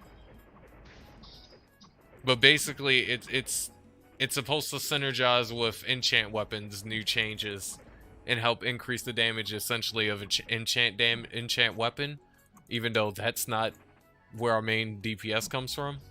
But it's supposed to increase the damage of enchant weapon and thus increasing the damage of the quad elements.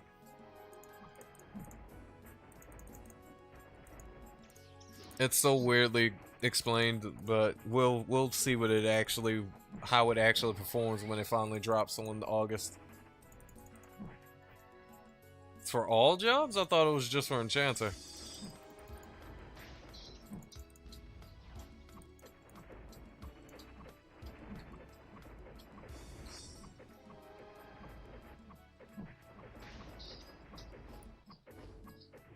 Color me confused. I thought it was just for Enchanter.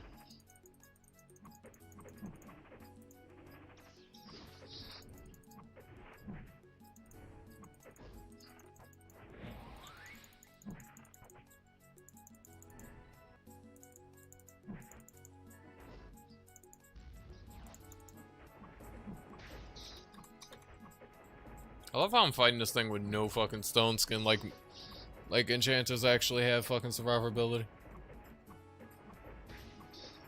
It's like, oh yeah, let me just fight this Yarde with no stone skin. Holy shit, look at the XP! And then I got another 2 mil from the touch thing. From the lost article. What the shit? 163 mil, god damn. And that was from a fat Yarde. Jesus.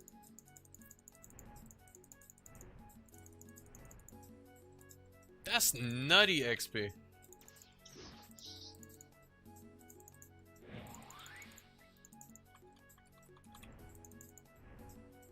Absolutely batshit crazy. I think once I kill this fucking Yarde, I'm gonna level up again.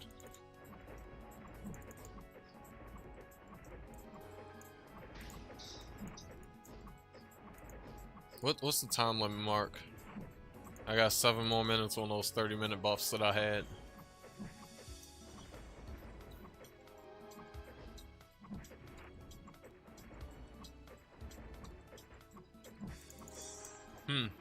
That's an interesting change of bell.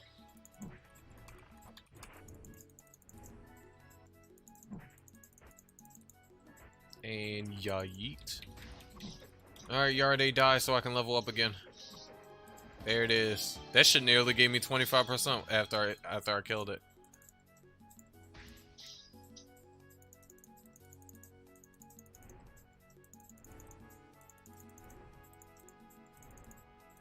Come on.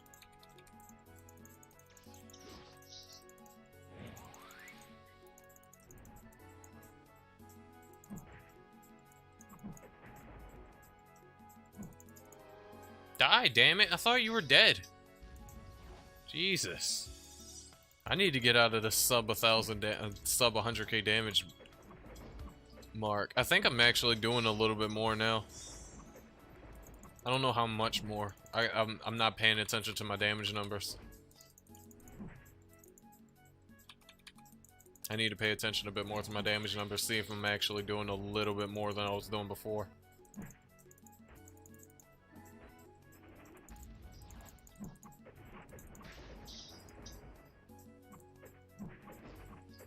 $68k now.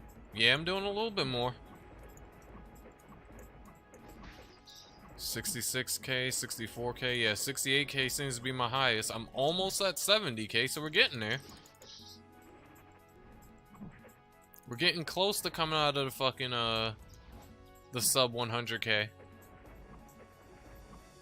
We're getting close.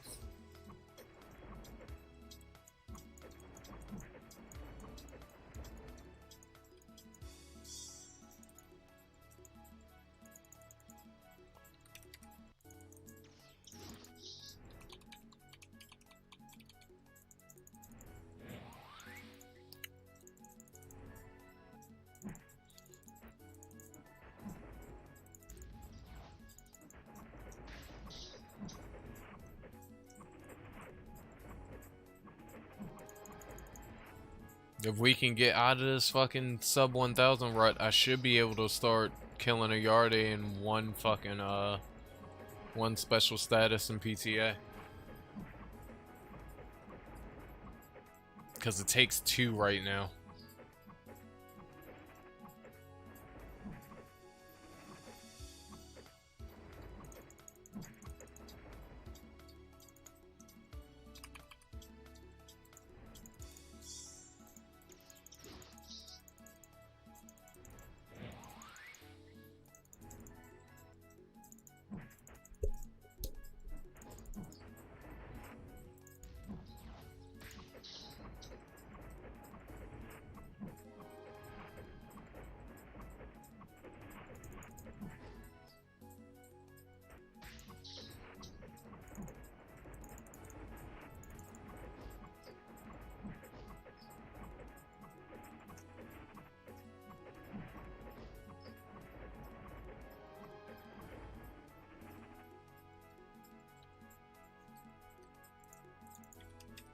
It would be really nice if I had 30-minute durations on all my skills, so I wouldn't have to keep fucking refreshing limit break. Oh my god.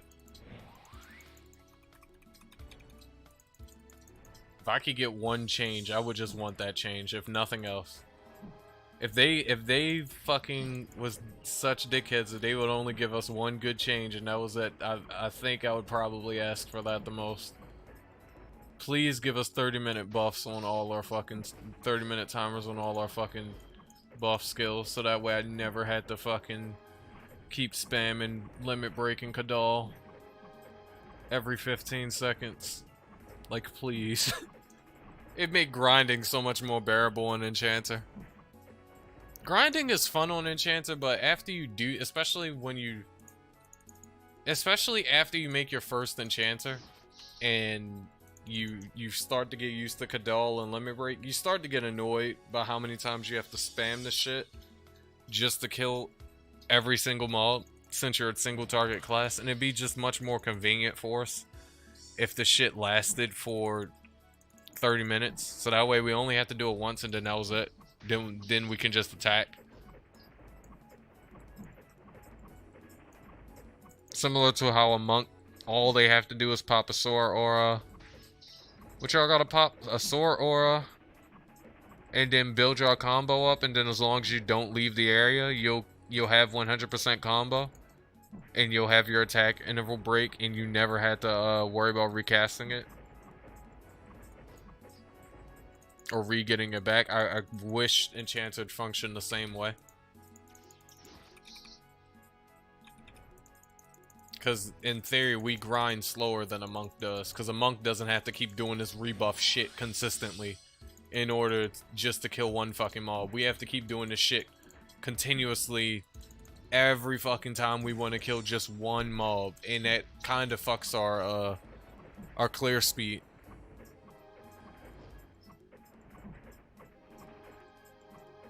But monks don't have to worry about that. All they gotta do is just attack.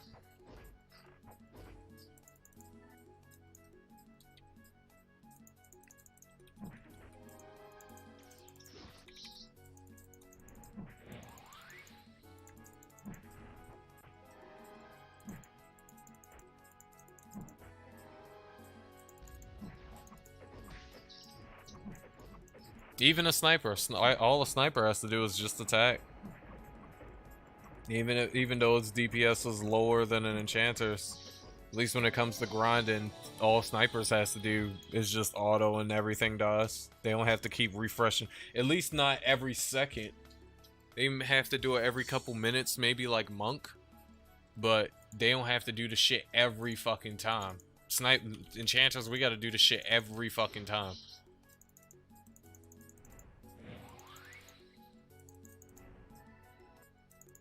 Like, I could, for instance, on Pyra, I could kill a PTA Moss Golem with one special status from full to end, but then I have to do the whole combo again just to kill the next PTA Moss Golem. Yeah, Berserk, like, yeah, see, you can just click and just attack, unless we can't do that. We can't do that. We gotta keep buffing and refreshing Stone Skin and everything. You know, it's good and bad to this class. That's why I like Enchanter's strong, but she's definitely in a bad spot. She can be in a much better situation than where she is right now currently.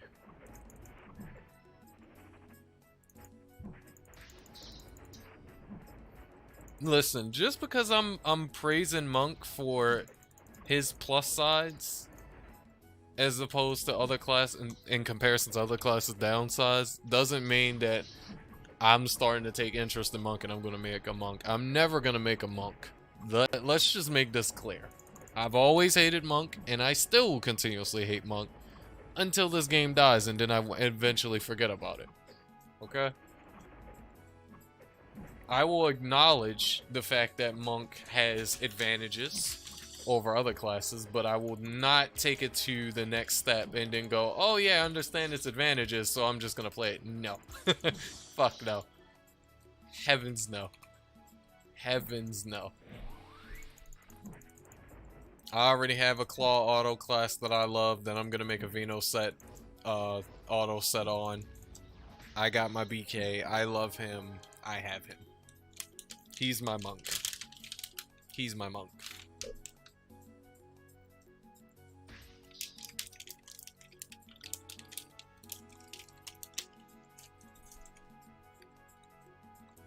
He's my pride and joy and my baby.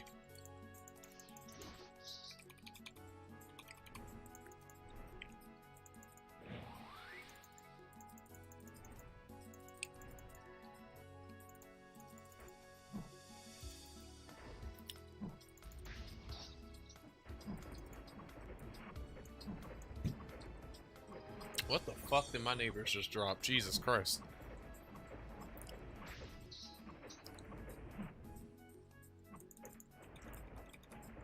Sounded like they dropped a pot or something on the fucking floor.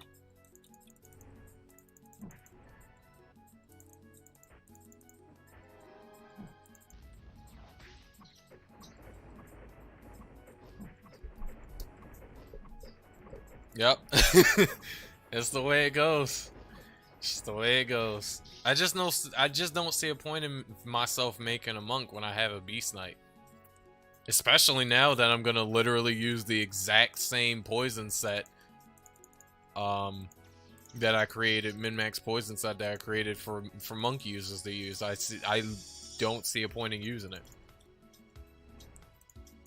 I don't see a point in building that class when I have beast knight. And I love what Beast Knight offers way more than what Monk offers. Which is why I don't want to play a Monk.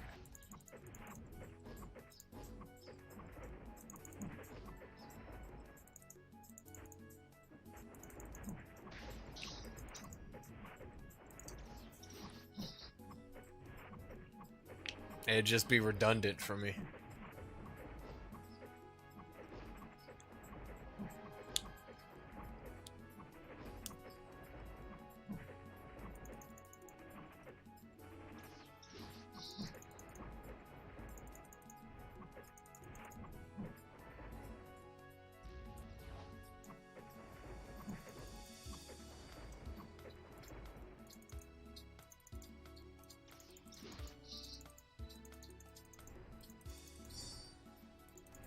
I got in quite a few levels since we did this damn PTA. I'm gonna level up again.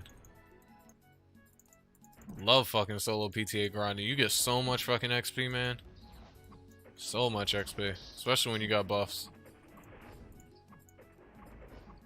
I had 26 minutes left. How much XP am I actually getting now per kill?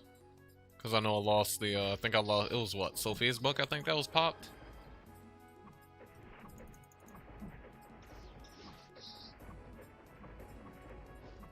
I know, right? Fucking imagine having books. Actually, these are books. I didn't pay for these books. These were the free books that they gave us, I believe. I don't think I've paid for books on Ilya at all.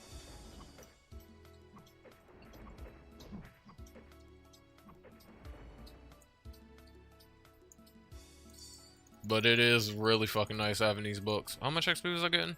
I'm still getting a 35 mil. Ha! I'm still getting it. Holy shit. Still getting it. Alright, shit. I'm still getting it. I'm cool. I'm happy. As long as I'm still getting it. My XP bar has just been filling up like crazy. Shit, I might stay at Yardies till like 290 at this point. 290, maybe 300. Cause this shit is nice right now. I think it'll probably take till like 290, 300 for the XP to really start being like kinda low. Cause right now it's like it just seems like 3 or 4 it just seems like 3 or 4 fucking stone skin, damn it. 3 or 4 fucking Yardies, normal Yardies, and I level up. It's crazy.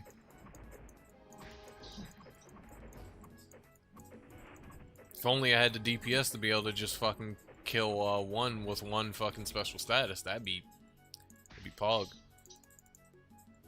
That'd be pretty fucking poggers.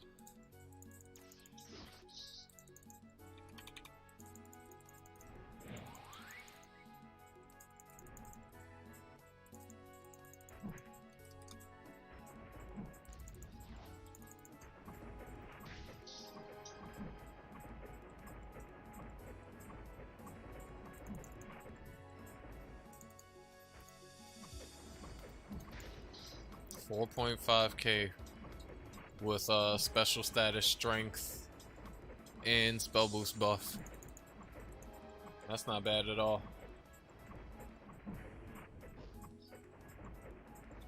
Yeah, I can put the sets you need in Discord. I got you. What element did you want to build for again? Was it ice? Water? Water, ice, it's the same damn thing, you know. Because if you're building for it, I do have the best in slot weapon for you. I have 2 more spare brute blues that I can give.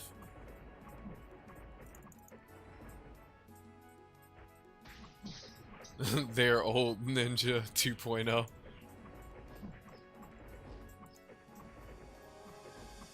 You wanted to build for ice? Okay.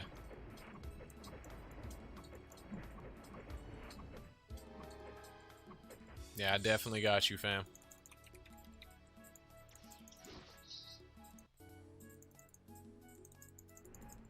Yeah, they actually have DPS unlike Ninja. That's the thing, they actually have DPS unlike Ninja.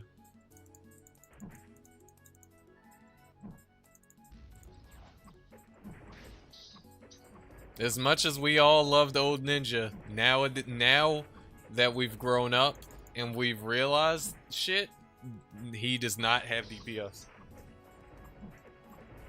Struggler wouldn't work for Brute Blue because Brute Blue's a... Wait, no, would it? What does Struggler work on? Oh, no, it does work on it does work on throws. It doesn't work on claws and bows, but Brute Blue is a throwing weapon. And I mean, you can use Struggler if you want to. I personally recommend Amito over Strug, but you can use Strug if you want to. It's personal taste.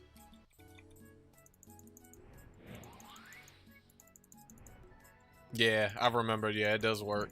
The only 2 weapon types that don't work on Strug is the only 2 weapon types that don't work on Strug is bow and claw. It's sword, staff, and throw that works on it. It's funny. The 4th slowest auto attacking weapon in the game, the 5th, the last slowest auto attacking weapon in the game, and then the second fastest auto attacking weapon in the game works on a struggler. But the fastest and the 3rd fastest auto attacking weapon in the game doesn't work on struggler. It's so funny. But yeah, Amito works with everything. It's not a picky bitch like Struggler is.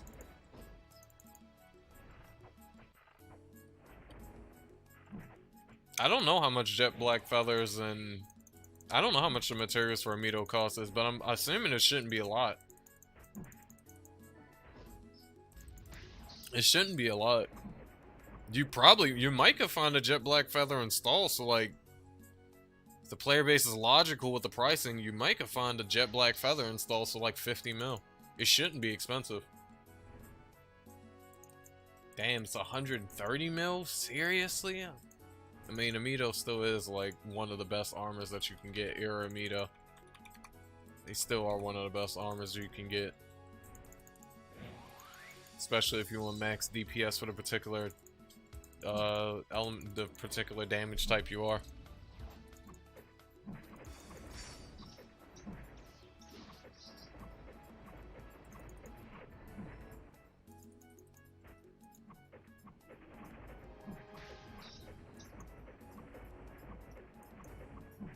Why was it fucking 250 mil before? Jesus.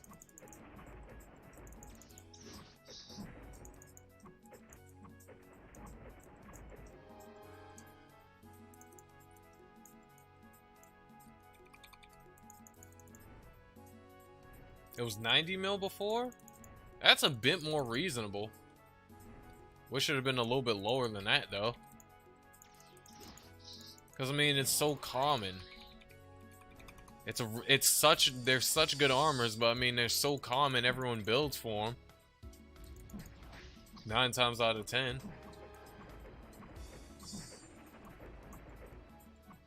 Oh, Jesus Christ.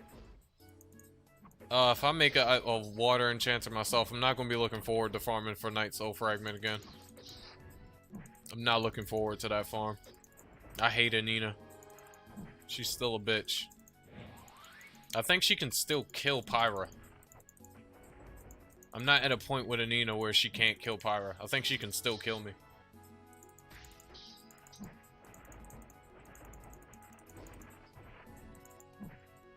You lucky motherfucker. You are lucky, Mawa. You're lucky that you got it for that cheap.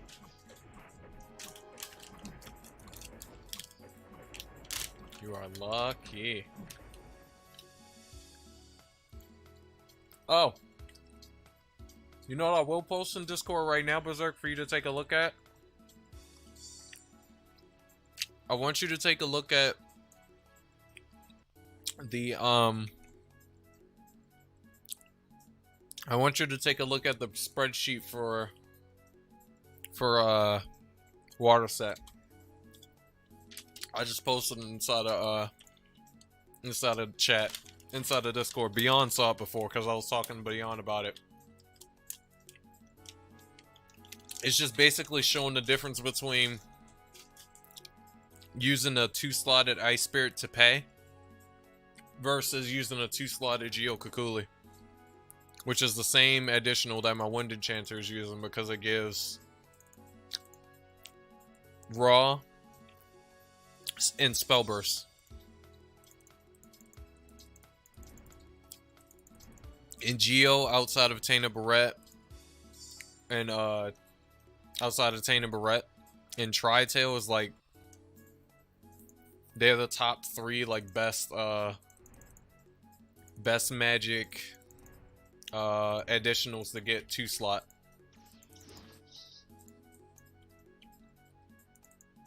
If you're playing for an Enchanter's case, when you're playing on an element that doesn't have a good additional that has raw and a proc rate on it.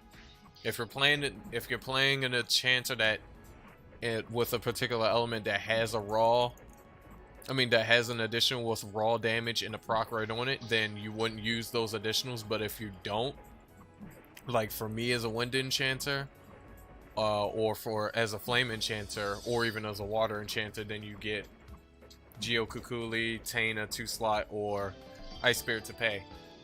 What me and Beyond gathered through what we talked about, especially over looking over the damage numbers and just understanding how the game works currently, where raw magic attack is your biggest fundamental stat that you need to work on in order to get the most damage possible. And elemental damage for that particular element is a nice secondary stat to get, but it's not something you should solely focus on.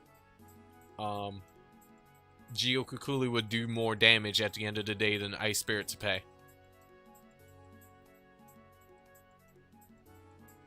I don't know how hard Tri-Tail 2-slot is. I don't even know where the fuck it comes from.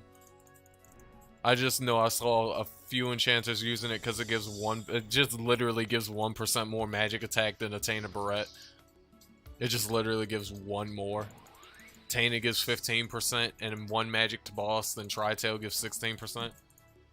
Technically, Taina and Tri-Tail gives the same amount when you're fighting bosses. Because of course that 1 magic is pretty much like 1 magic attack.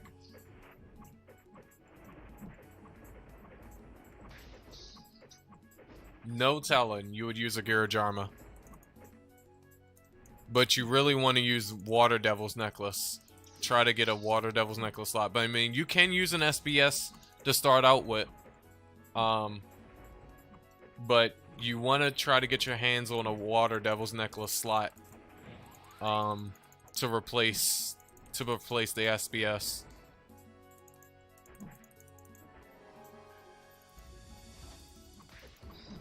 Simply because of this whole thing, you gotta understand. Devil's Necklaces, they're SBSs that aren't bottlenecked by you being forced to put a proc rate on it and then put damage on it. Imagine this Wind Devil's Necklace being 2-slot and you compare that to a 2-slotted SBS. A 2-slotted SBS would be forced to put a proc rate on it, and then you would be only able to put 1 damage crystal on it.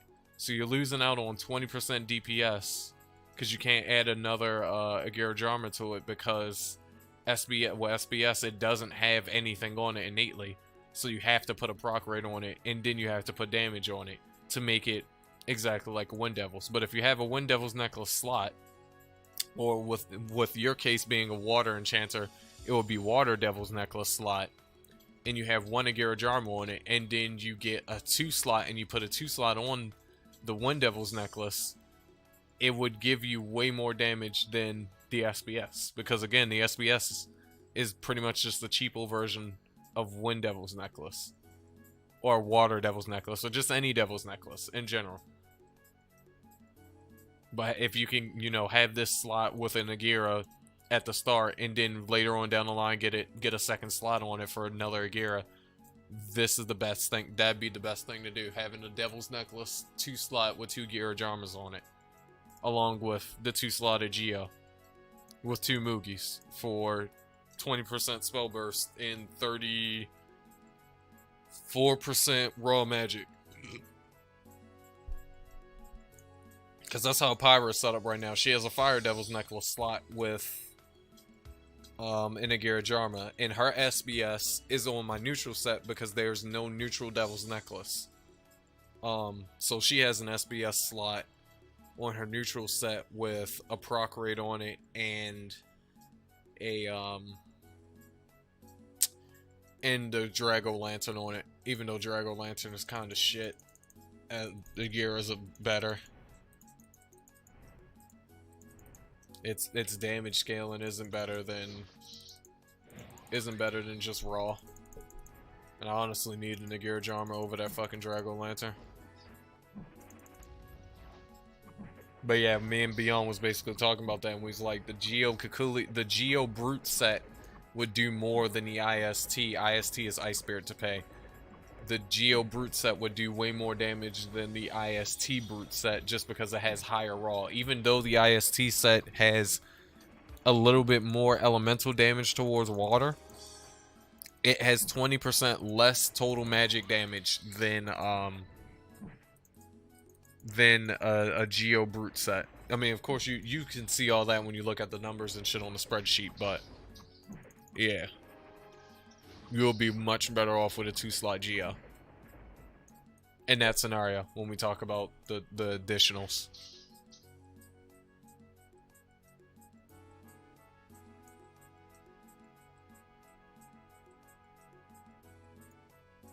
You don't need... He colon is not better than Brute, though. And I don't even think He colon... What the fuck does He colon even give? And plus, I got a free one. Oh, no. Oh, you're talking... No, that's a special. No, it takes away spell burst. That's literally shooting yourself in the foot.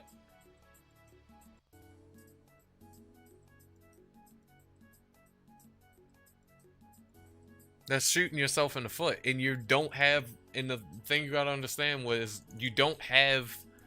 Your Brute Blue doesn't have a built-in proc, so you have to put in a proc on Brute. You have to put a proc on your armor. You can't put a proc on your additional because you need to put damage there. You have to wear a proc special. Pretty much no matter what element enchanter you are, you have to wear a proc special. And He colon would shoot yourself in the foot because you're taking away some of your spell bursts, which literally fucks your damage. So that's not even worth it. Plus, it's little bullshit. Magic attack scaling probably isn't gonna go get you anywhere when it compares to just actual percentage raw.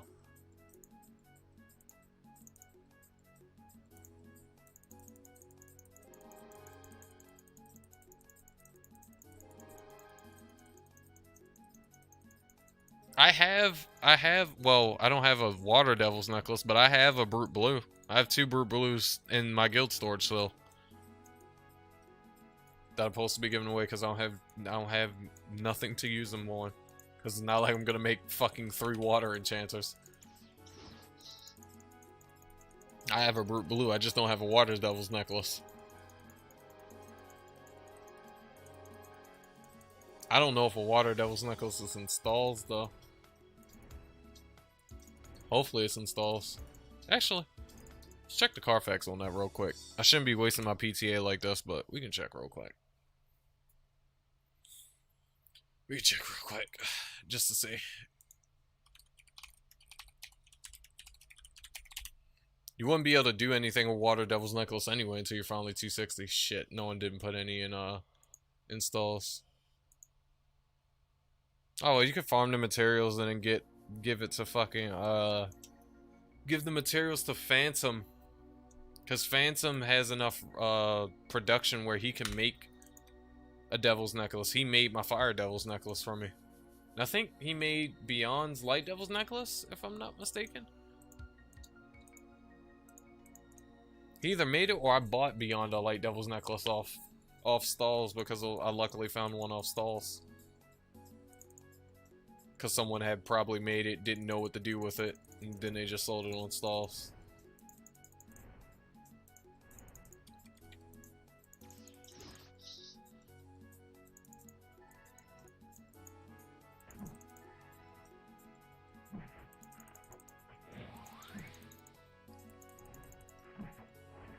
I bought yours, yeah. Oh, speaking of the devil, there's fucking Phantom. There he goes. There he goes. There's our devil necklace producer. There's our devil necklace producer right fucking there.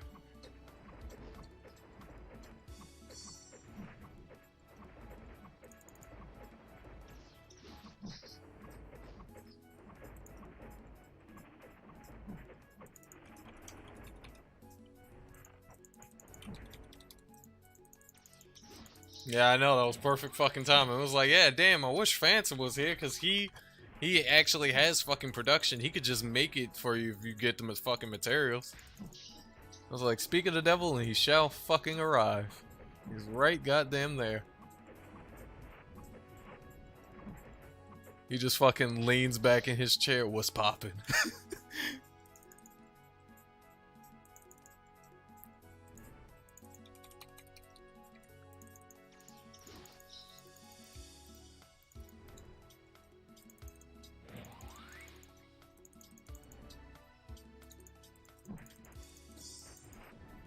Oh, we got a big yard 8. Yes, we got a bigums.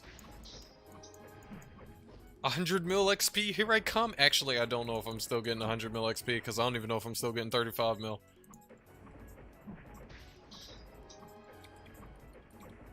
How long do I have in this PTA before it ends? Yikes, brother, 5 minutes. Yeah, he's just like, I hear you want... Yeah, so I heard you want necklaces.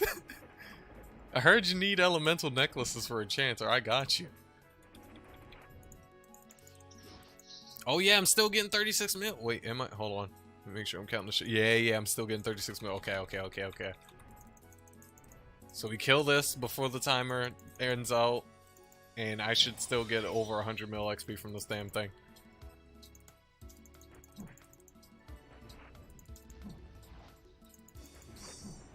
Oh, well, good morning, Sunshine. I'm glad you just woke up and joined the party.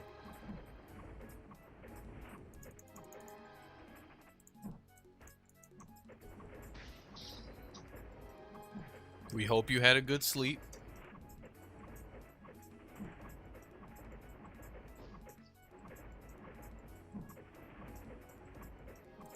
My stone skin's about to end.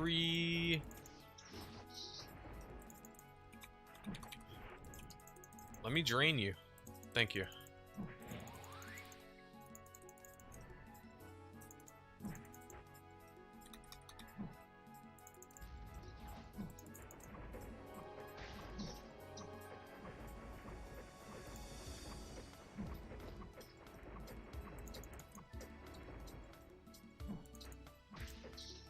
No, he's Berserk is saying, so I heard you want necklaces. That's what you say to us, because we need fucking devil's necklaces from you.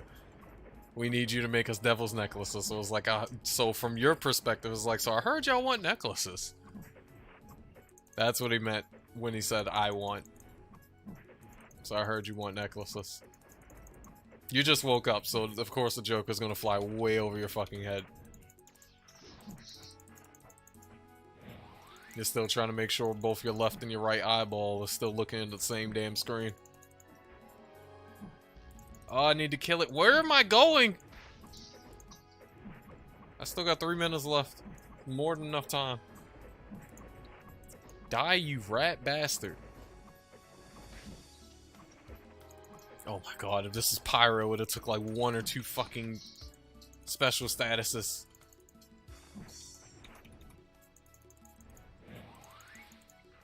Poor Ilya. Don't worry, baby. You'll become stronger.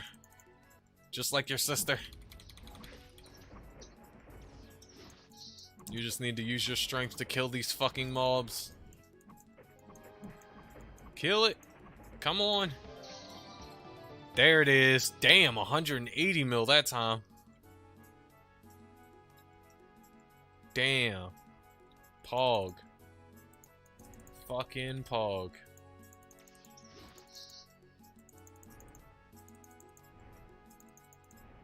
I think I'm actually close to getting draw 4, if I'm not mistaken. Don't I get draw 4 at 280? I think I get draw 4 at 280. I gotta check. I get something at 280. I don't remember what the fuck I get at 280, but there's something I unlock at 280. I need clippers? Why do I need clippers?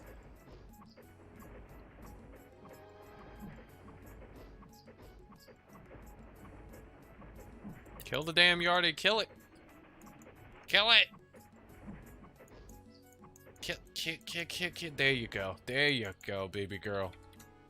Whew, she's struggling on that yardie. I don't know if he had stronger defense or what. She was struggling a bit on that yardie. Holy shit.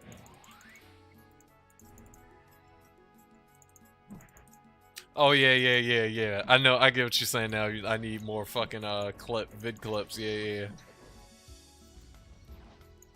I thought we was talking like talking about the nail clippers for a second. I'm like, I need more clippers? Hello?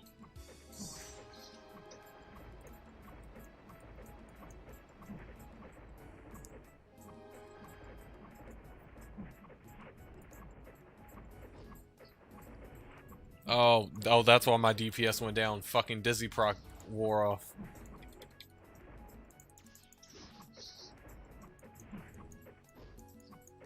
Come on, kill it. Kill it.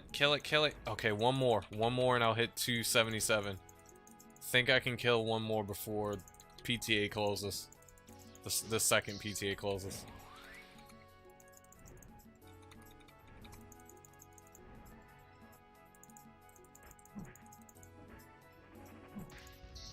Because so far we only rotated between 2 PTAs. Ilya's and then Vials, I think I rotated through. Yeah, I think it was Ilya's and Vials.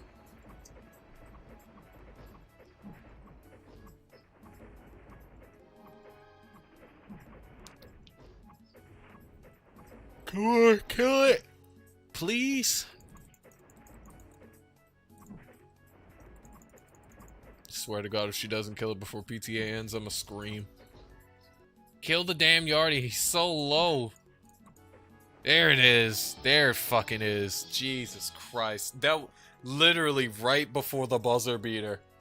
Right before I get kicked out, I just managed to finish it off. Holy shit. Oh my God, I would have missed that XP and I would have been so mad. If she wouldn't have fucking finished it off, I would have been so mad. I'd have been so pissed. Oh, we're fucking 3 points away, I believe, from being able to just use fucking Magic Blade normally and not have the stupid ass cast delay or the stupid ass cast time with it. I think we're so fucking close. I want to test it real quick. It might be gone. Might actually be gone now since I'm at 230. It's either like 230 decks or 240 decks. You're not. Oh, it's gone now. Oh, thank the fucking heavens. I actually act like a normal enchanter now. Holy shit, this feels good. Oh, that feels good, gamer. That feels mighty good. That's a good feeling right there. That is a good fucking feeling right there. Holy shit. Imagine finally actually being able to use Magic Blade like a normal enchanter. Fucking imagine. Let me check my skills real quick. I feel like I get something at 280, but I don't remember what I get at 280, and I gotta check.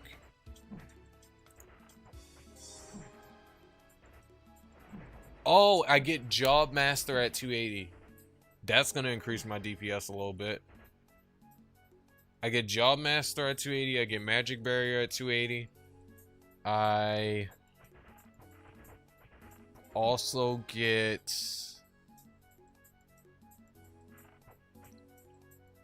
What else do I get? What the hell is...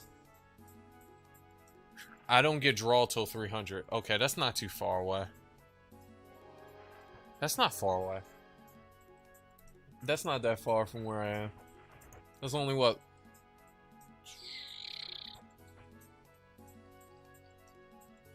23 more levels? Yeah, I think that's only 23 more levels. And I get that at 300, so then I'll get 20% 20% auto skill.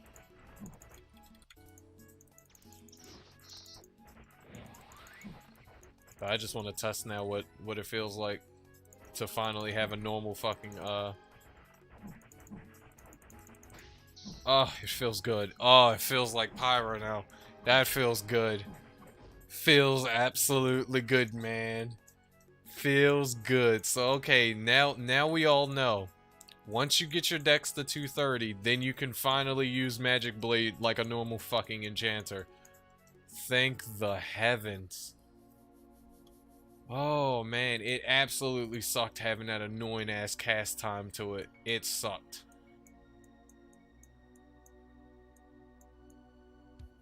But what about clean hit? Still don't know how it's gonna perform, still don't know how it's gonna act. Apparently it's gonna be universal for every class, so yeah, I don't know. It's at the end of the day, it's probably gonna be shit, more than likely gonna be shit for Enchanter. Because it's not gonna be stronger than what we already currently do. But I mean, I guess it's kind of cool that they're adding a new universal skill for all classes.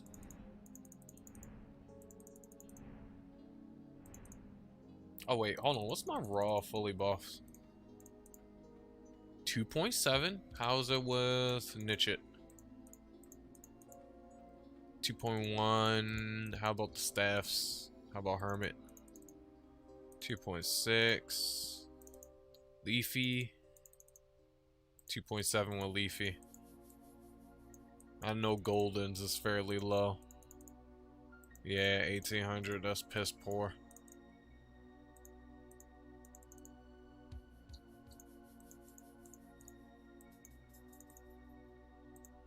That's good though. Fucking 2.7k though. 2.7k on throw. That's pog. That's pog out. That's a poggers right there and a half. Still don't understand how you do more damage.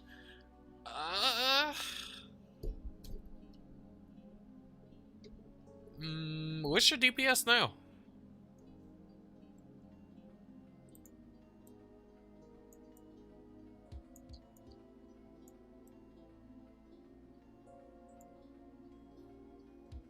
I think I might do less than you actually, since I'm using throw and I'm not using claws.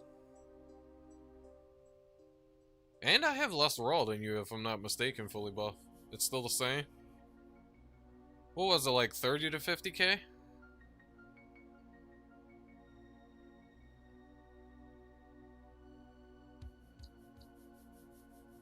I should probably go for my best time. Let me see what my best time is right now. I haven't checked in ages, honestly. Let me check.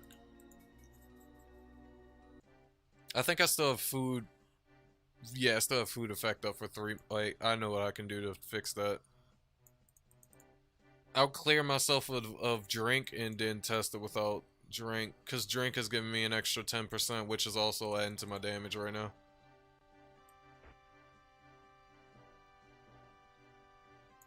You could use Ice Burn on Enchanter, but it wouldn't be worth it. Because Ice Burn, all it gives is What? It just has the proc to it, and the ice activation. It has no other stats to benefit your enchanter when it comes to dealing damage, so it'd be a waste of time. It'd be like my golden kite bow, but worse. Like, yeah, both the equipments give auto skill, but other than that, in the proc, it doesn't, and its proc isn't even like, it's like built in, but it's not built in at the same time because it's a hidden proc. Yeah, the auto, even with the auto skill, it's just not worth it over a brute blue. You're still gonna do less damage, way less damage, because you don't have no raw coming from the claw, from the weapon at all. Thing you gotta understand with brute blue is, hold on, let me actually show you the stats of brute blue. Let me show you why brute blue is best in slot for water.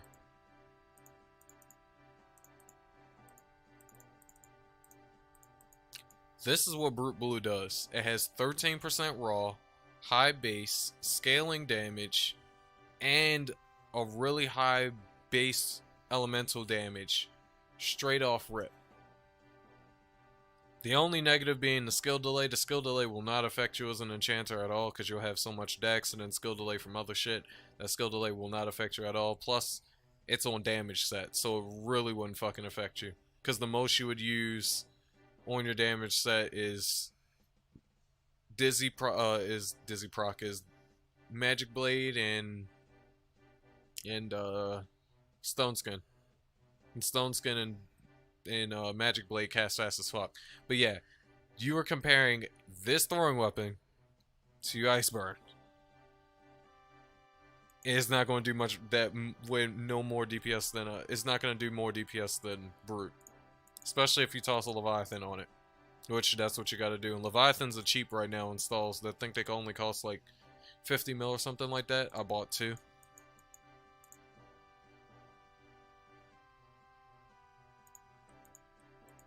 You need to give up on that Ice Cape 2 slot.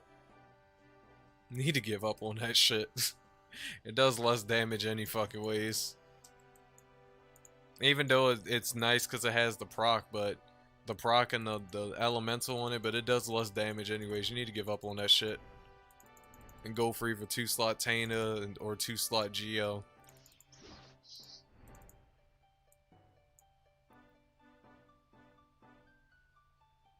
That wind bow didn't come out yet. I was looking in the pinned messages on Discord, and I was like, damn, I remember when Phantom sent me that bow. And I was like, oh my god. Yeah, L'Oreal has water proc, but I tried looking for it in stalls, and I couldn't find it in stalls. So I was just like, grab Leviathan.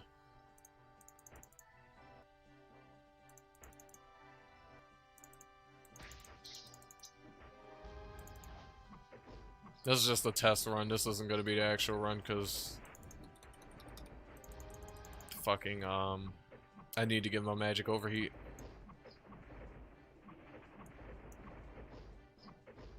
I think the name was just in Chinese or Japanese. Yeah, it was just in Chinese. I don't remember. It doesn't have an actual. Well, we don't know the English translation for it yet.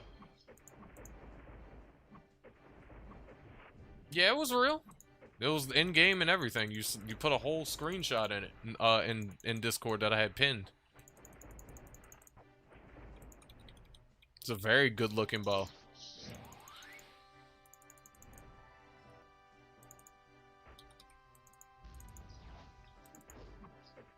How the hell can you sell a fake 2-slot?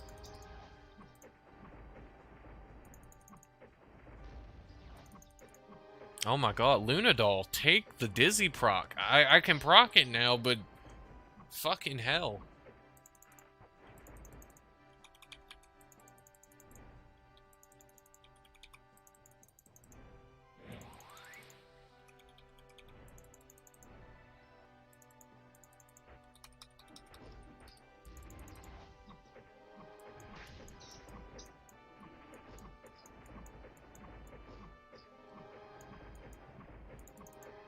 Come on. There we go. Whew, I almost missed that lemon break. I did that lemon break a bit too late. Or that refresh one called all a bit too late. I'm not counting that 5 minutes because, again, I was just getting magic overheat.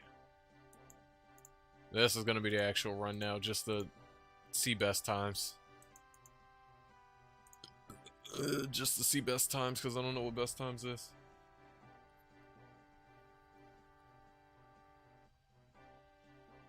Phantom, all Ice Cape has, very similar to Ice Spirit to Pay, is just elemental magic. It has no raw at all. You need more raw than you do elemental magic, and then it has the proc. That's the only thing that makes... That's the biggest thing that makes Ice Cape nice, is the fact that it has a proc. So, you don't have to worry about putting a... For instance, if you use Brute Blue, Amido, Ice Cape, Water Devil's Necklace, you only need one Leviathan or one L'Oreal to put on the armor. You could put a Sorrow on a Brute, and then you can put a Mugi on Ice Cape. But, you gotta understand, you need more raw. You need more raw. It's the same thing with Ice Spirit to Pay. If you look at the spreadsheet that I put inside of Discord, a 2-slotted Geo far out DPS is a 2-slotted Ice Spirit to Pay, because even though an Ice Spirit to Pay gives 6% spell burst like a Geo, it doesn't give any raw. A Geo does. Ice Spirit to Pay gives more elemental magic damage for water. Geo does not. But even though Geo doesn't, because of the fact that it gives literally 20% more raw damage, that double dips into your elemental. That scales your elemental damage way more than actually getting more elemental damage. It's the same thing of like building for attack and critical damage. You're building for too much critical damage when you grab an Ice Cape over a Geo Kukuli 2-slot. What would make Ice Cape best in slot is if it actually had raw. If it actually had 10 to 15% magic attack at least, on top of the fact that it gives elemental damage, on top of the fact that it gives a proc, then it would be good. But other than that, right now it's dog shit. It's dog shit if you're actually trying to make a min-max best in slot water enchanter build. It's dog shit. You're not gonna out DPS a fucking Geo Kukuli 2-slot with it, even though it has a built-in proc. Because what you got to do is, again, you got to waste adding a slot. I mean, you got to now you got to lose total raw damage because of the fact that that additional doesn't give raw. So even if you did have an Ice Cape 2-slot with 2 Mugis on it right now, you wouldn't do more damage than another water enchanter. I fucked myself over. You wouldn't do more damage than another water enchanter using double slot Geo with a proc on weapon and a proc in armor. You wouldn't out DPS them at all because you just don't have enough raw. That's the problem with Ice Cape. I was considering the Ice Cape myself. Really Ice Spirit to Pay over Ice Cape, since Ice Spirit to Pay actually gives spell burst, which is really beneficial because that adds a lot more DPS to your enchanter, because the more chances you have of spell burst in all your auto attacks, the more DPS you can output. But it's just no. At Ice Cape's current state, no. If we could subsume stats and you could take magic attack off like Taina Barrette and put it on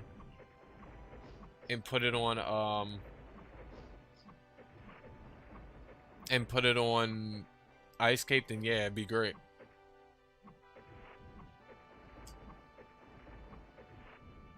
How much water does your set actually give currently? Because I'm sure it's not that much more than a brute Ice Spirit to Pay set. And even if you do have a lot of water, even if you have a lot of water, you need more raw than you do elemental magic. No, you need Mugi for spell burst and raw. That's why Mugi's best in slot, because it gives not only spell burst, but it gives you damn near 20% raw for the crystal. That's why it's best in slot, and that's why you need 2. So you can get 20% spell burst on top of 34% raw on additional alone. That's why you need 2 Mugis.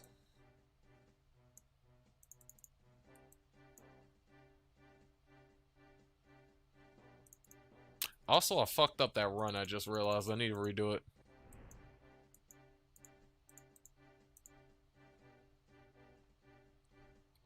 Alright, clean run this time. I keep fucking up the run. Clean run this time. Here we go.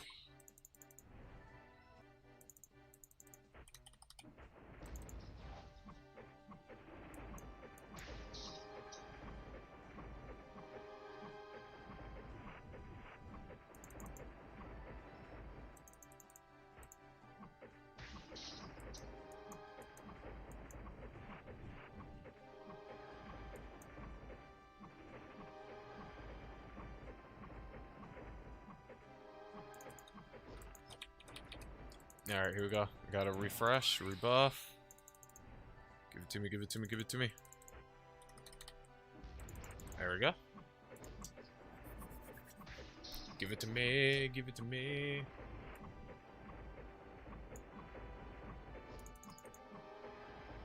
This looks like it takes three limit breaks to kill currently. Maybe. Might only take 2. No, I think this is 3. I think this is 3. I think it takes 3. Yeah, it takes 3. Okay, so it takes 3 limit... Move, Ilya, you fucking twat. Fucking locked in attack animation wouldn't move. There we go. That's funny. Earth Pike proc stun, that's funny. 1 minute and 22 seconds beyond. That is my fastest kill time.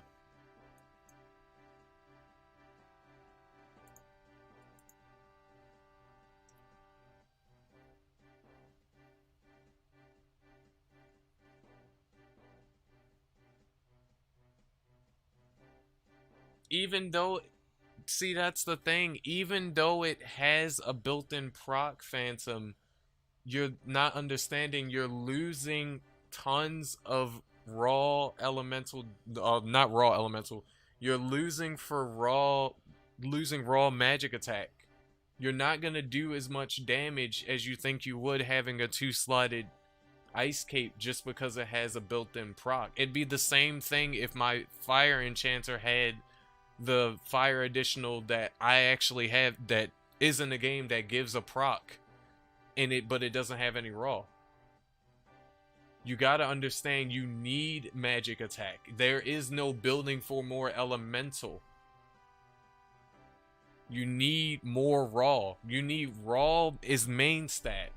Raw is main, and elemental and spell burst are secondary. Spell burst is a little bit more important than elemental, but raw is main, and if you have low raw, you're not gonna do a lot of damage. You could have 100% water elemental damage total, but if you only have like 50% total magic attack through your entire set, AIs and all, you're not gonna have a high base attack. You need to at least be able to have a base attack without spell burst, without intelligence buff from limit break, without special status, without Katune. You need to have a base raw attack of at least like 4 to 5k to actually be able to do anywhere between 100k to 200k damage. If you're running around with a fucking 100% water magic damage, which I'm sure your set doesn't have, because even an IST build only got up to 45% water damage. If you're only running around with like 40% elemental, and then like 60% or lower fucking raw magic attack, your base attack is gonna be low as shit. It's probably gonna be like 3 just getting into 4k, or like barely 4k base without any buffs, and then go up to like 5-6k with full buffs, and you would still get out DPS'd by somebody with a brute geo build.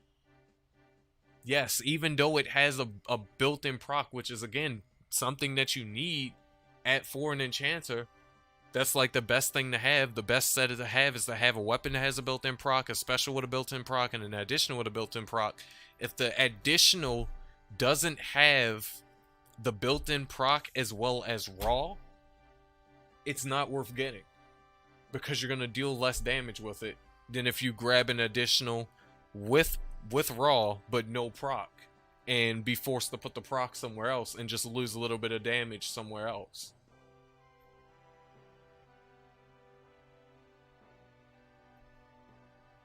So I mean, again, you can still go for it. You can still go for it. At the end of the day, it's still your build. It's whatever you want to do. I'm just saying, if you actually want to try to get the highest damage possible out of water, 2-slot Ice Spirit Cape is not the play.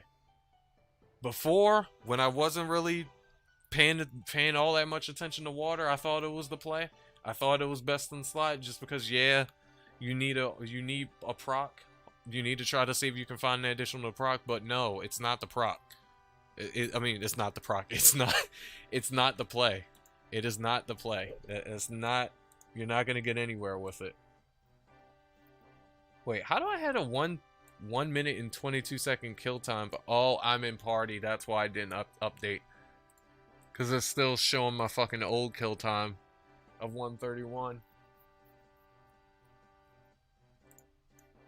That's not bad. I actually dropped, what? That's like 9-ish seconds?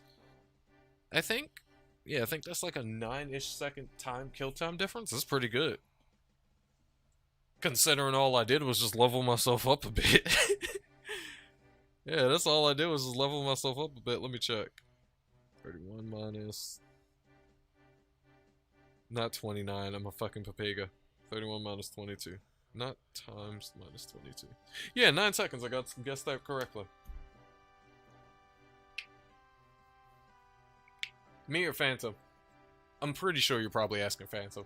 You can see, you already know my gear for the win. I'm pretty sure you're asking Phantom.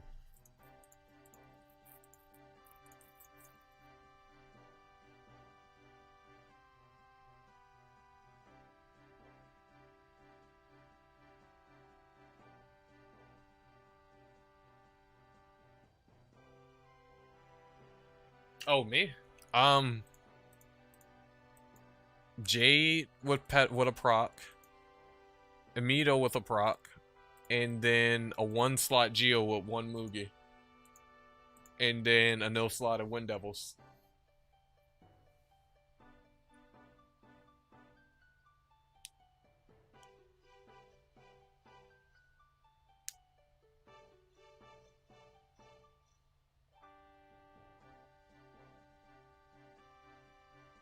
What's only 2 times with built-in proc? I'm lost. What's only 2 times with built-in proc?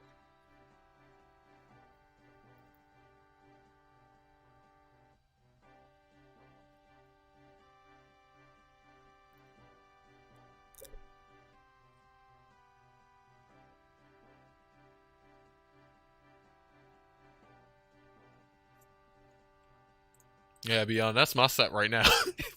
I have another additional, but it's kind of shit. It's really shit. I have Failwind with a Petaros, but it's shit. It's not worth it. Even though it gives 15% elemental and then auto skill, it's not worth it in comparison to Geo.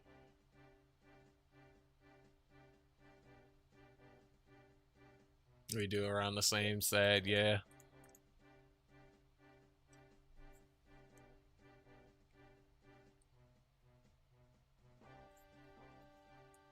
Yeah, I can't think of... I can't think of... Honestly, between our 2 builds, situation with our 2 builds, I can't honestly explain why I do slightly more damage than you. And why I have a slightly faster kill time. I can't... You know what? It might just be because of the Origin prop. It might just be because my ass has Origin and you don't. So I'm getting extra damage and technically getting an extra proc from that. So whenever what is it, a lightning bolt, Thor's hammer, a thunderbolt, procs from enchant weapon, or procs from enchant weapon, or procs from the wind origin. It might be from the origin. That's probably what's actually making me do more damage than you. Because I think if I was rocking neutral set right now, with no AI, and I didn't have Origin buffing my damage further, I think I would be at the exact same damage. Yeah, it's because of Origin. Yeah, it's because of Origin.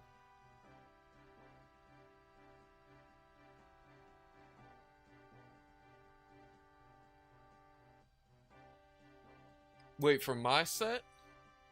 If we're talking about my set, it's 3 procs in my best in slot set. Because you're putting a Leviathan in a Mito. That's a proc. Water Devil's Necklace is a proc. And then Brute Blue is a proc. I don't know what main hand weapon you're using for your set. So it's whatever main hand weapon you're using, whatever armor you're using, and then, of course, 2 procs off of Ice Cape and Water Devil's Necklace. I don't know if you have an extra proc on armor or weapon. If you're using Brute Blue as well, then I'm only assuming that you have a Leviathan or L'Oreal on armor, so that way you could put a Soro 2 on Brute Blue, you could put damage on Ice Cape, and then when you get a Water Devil's Necklace slide, you could put Nagara Jarma on, Water Devil's Necklace. That's what I'm only assuming your build, how your build is going to be set up.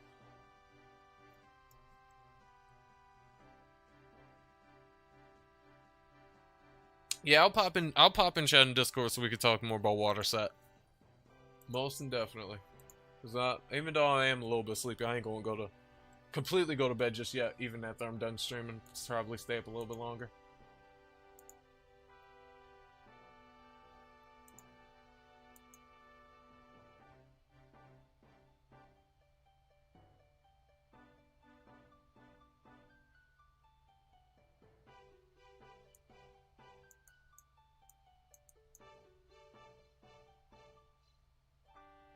Actually, we could, let's see. Let's actually put your build on the spreadsheet right now. Let's actually make up the spreadsheet and put your build in the spreadsheet right now.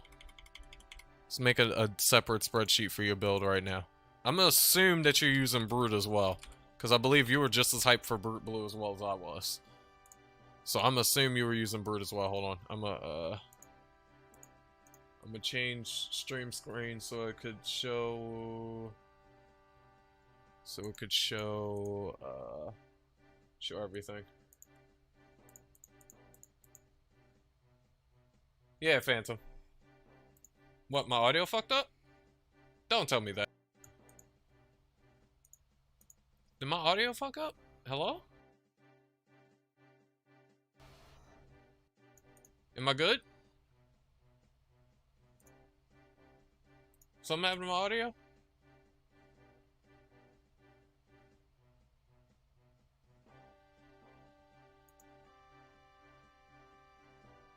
I hope nothing happened to my audio.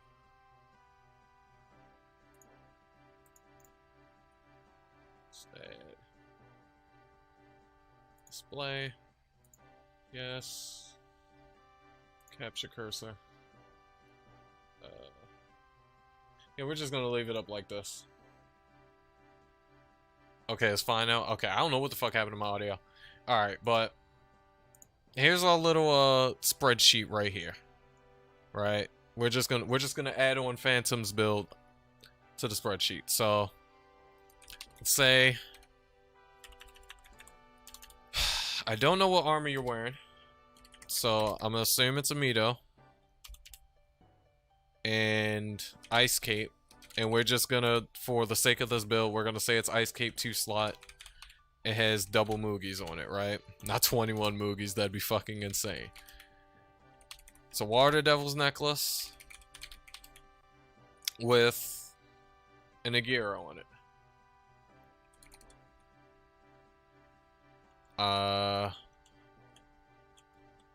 And then I don't know where you have a proc elsewhere for triple proc, so I'm gonna just say there's a Leviathan on armor, and then the Soro 2 on Brute.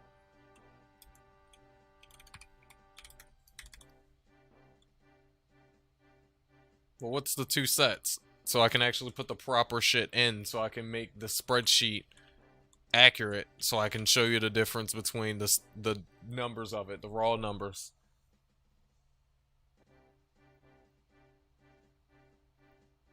Alright, well, let's know the auto one, because the Magic Blade one kind of doesn't matter here.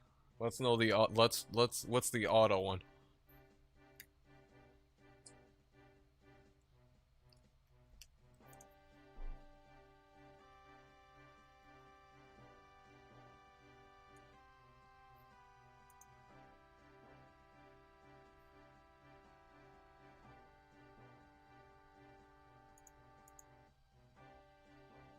We know a gear gives 20%. I'll just add that in info. 20% magic attack. We know Mugi adds 17, and then 10% spell burst. And then we're just gonna wait on the armor and the weapon.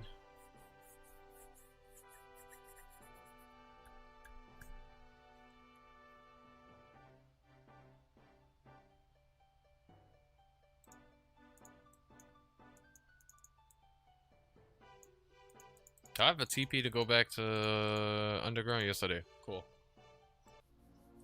Because I might do another PTA to get those extra 3 levels, so then I could go get the new skills or whatever new upgrades or whatever I'm missing that I'm supposed to be able to get.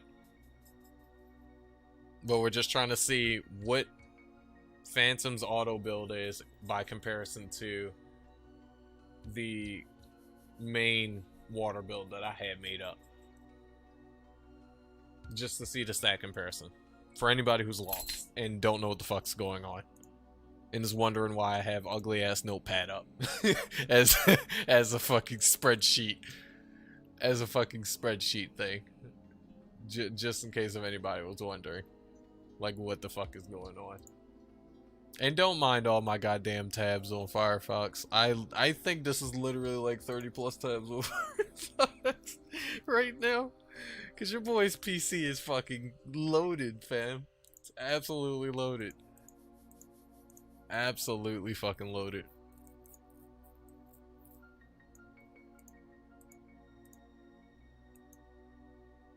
One man should never have this many fucking tabs opened up on Firefox.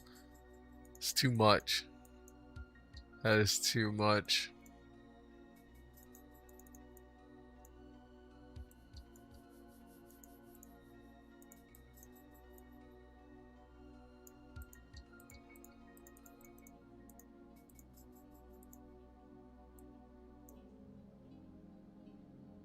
Damn, welcome back.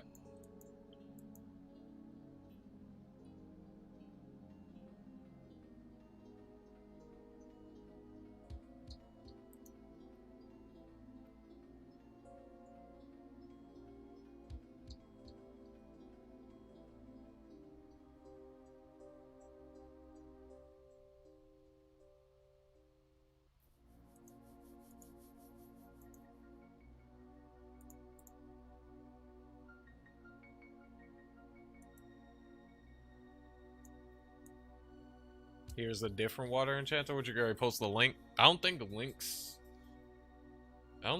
links work in a live stream. At least in mine's. I don't know. You can try to link. If it doesn't work, just post in Discord. Do I have anything in storage? I have 4 items in storage. Oh yeah, fucking Debbie's talent. Another useless fucking wind weapon.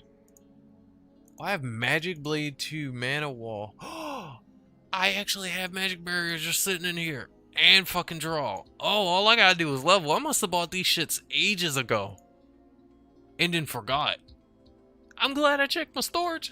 Because I would have rebought them too. I would have repurchased all of them.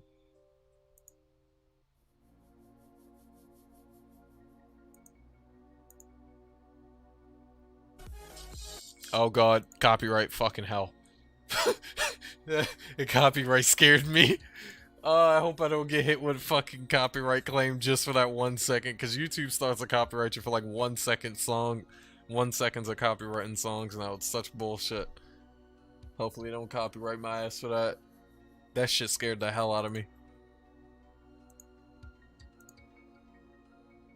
I'm pissed that the video froze up though. Like I'm live streaming right now, so my internet should not be acting poo-poo. Yeah, let's skip the fucking intro.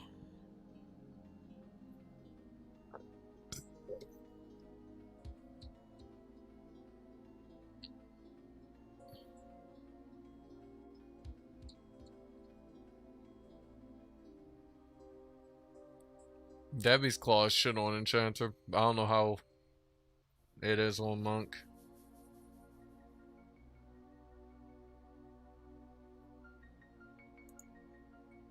Telescythe 2. Oh wow, you don't even use brute. That's interesting. Fuck, so your second slowest attack speed as well. Oh yeah, that's definitely gonna kick you in the balls. Telescythe, wait, Telescythe 2. Wait, is it 2 slot or is it just upgraded?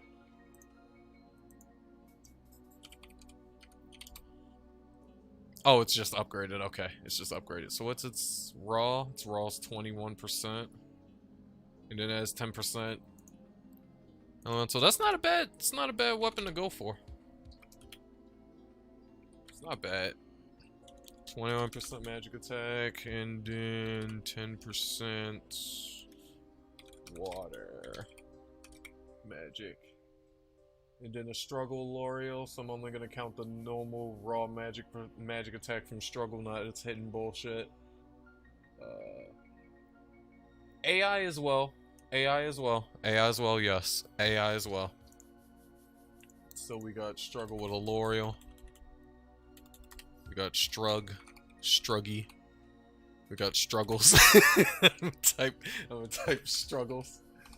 It's always fucking meme on struggler. And struggler max, if I'm not mistaken, you use it for MP set, okay. The Debbie's talent you use for MP set. Struggler gives 10% spell and then 5% raw, okay. 10% spell burst. And then we got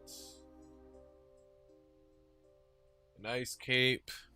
Yeah, we're just gonna leave the ice cape with double Mugi on because that's the theoretical build. Same thing with the water devil's necklace with Nagara Drama. We're just gonna leave that in for theoretical. How about AIs? What's your AI setup looking like?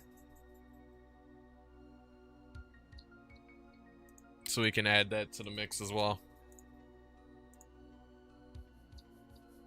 And while Phantom's looking for, we'll check out this this person's water set and see how they did.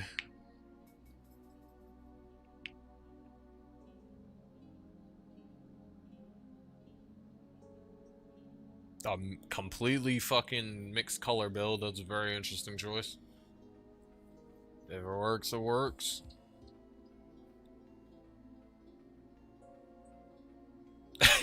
Oh no. A fucking staff. Of course it would be a slow ass staff build. Of course. Wait, what is she even using? She's using a double slotted staff that has 14% raw, no proc, auto skill, so she has to add. She added a Fred for more auto skill and magic attack and did a proc. That's okay. Struggles with the proc, of course.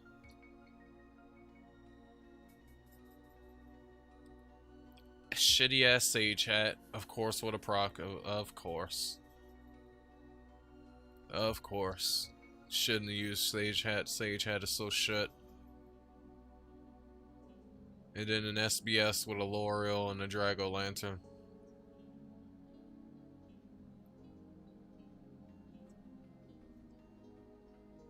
We just looked up the same video. Yeah, Berserk sent this in chat. Well, he sent it in Discord because he wasn't able to link it in YouTube.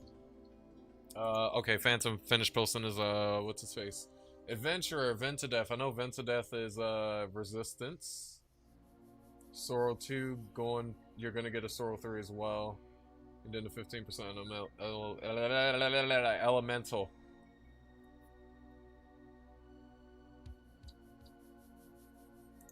Elemental, so forgot what Adventurer does. Okay, that's 4%. I'll move the spreadsheet over to the side just so I can go back and forth with ease.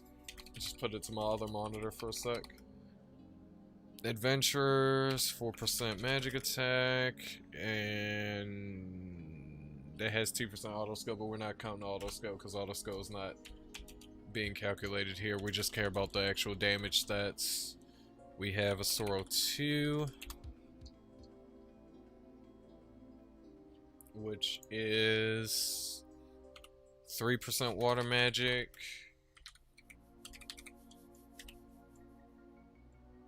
And then it has the auto skill, which again, we don't give a fuck about because we're not calculating auto skill, we're just calculating damage numbers. What else we got? That's damage that we have to calculate in the build. You're gonna get a Sorrow 3 as well, and then you got the 15% elemental. So, Ice Tower, that's 15% water magic.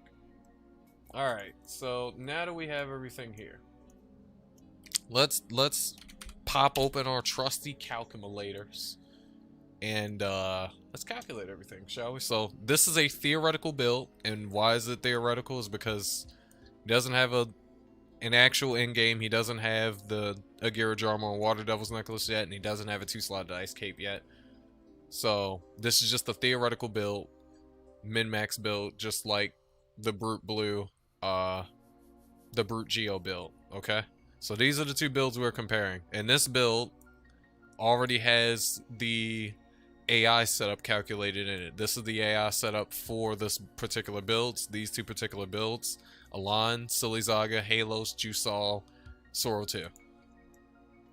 This shit has already been pre-calculated. I pre-calculated this shit hours ago. That Dark Magic was Muse build. Let's take her shit off, because her shit isn't a part of what we're talking about here. Yeah, this is the stats that we're looking for Brute Blue Leviathan. Now we're gonna calculate the stats for Phantom's build. Alright, so first of all, we're counting the magic attack. We got 21% raw from the sword. We have 5% from the armor. We have 17 and 17 from 2 Moogies on Ice Spirit Cape. And then we have 20% from Water Devil's Necklace. And then we got another 4% magic attack from Adventurous. So we have a total magic attack output of 84%. 84% magic attack for Tellus Cape build. We're just gonna say for Tellus Cape. Alright. That's the magic attack. Now for the elemental damage, we got, make sure all this shit is clean. We got 10% water coming from the sword. We have nothing coming from struggles because L'Oreal doesn't give anything. We have another... Oh, right. What's Ice Capes? I've completely forgot what Ice Capes, I think it's what, 15%? Isn't it 15%? 14%. 14%. We gotta add that in the build. Ice Cape is 14%, water. 14% water magic. Okay. So Ice Cape has 14% water magic, right? So we got, again, 10 from the Scythe itself, because the Scythe itself has 10% all magic. So 10% water magic, because we're building for water in this case. And then we get another 14% from Ice Cape. That's 24. Then we get another 3% from Sorrow 2. And then we get another 15% from Tower AI, because he doesn't have Sorrow 3. He wants a Sorrow 3 in the build, but he doesn't have a Sorrow 3 in the build yet. So Sorrow 3 isn't being calculated in the build for right now. So we're just adding what he has right now, so which is Adventurer, Sorrow, and Tower AI. So that extra 15% from Tower AI, the Sorrow, and the Tellus. Well, Sorrow, Tellus. No, shit, I'm fucking up. Sorrow's AI, Tower AI, Tellus Scythe's water magic, and then Ice Cape's water magic totals out to be 42%. So we're just gonna do the math again for everybody to look at it. We got 10% from the Scythe. We got 14% from the additional. We have 3% from one AI. Then we have 15% from another AI. That's total out to be 42% total water magic damage right there. Now we're gonna add the spell burst. That's the last stat that we gotta calculate for this. Even though that doesn't go for the total damage of water magic. That's just the extra supplemental stat. We just want to see what the spell burst is. So we know we get 10% from struggles. We get another 20% from 2 Moogies being on Ice Cape. And then we get nothing else because he has no AIs with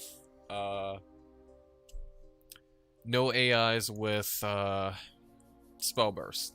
So we have 30% spell burst. So out of your entire build, you have 84% magic attack, you have 42% water magic, and you have 30% spell burst. Just from AIs in the gear. Same thing like the Brute Blue Leviathan build. So let's compare the two. So in terms of just raw, just flat out raw, you're at 84%. A Brute Blue Geo build is at 102%.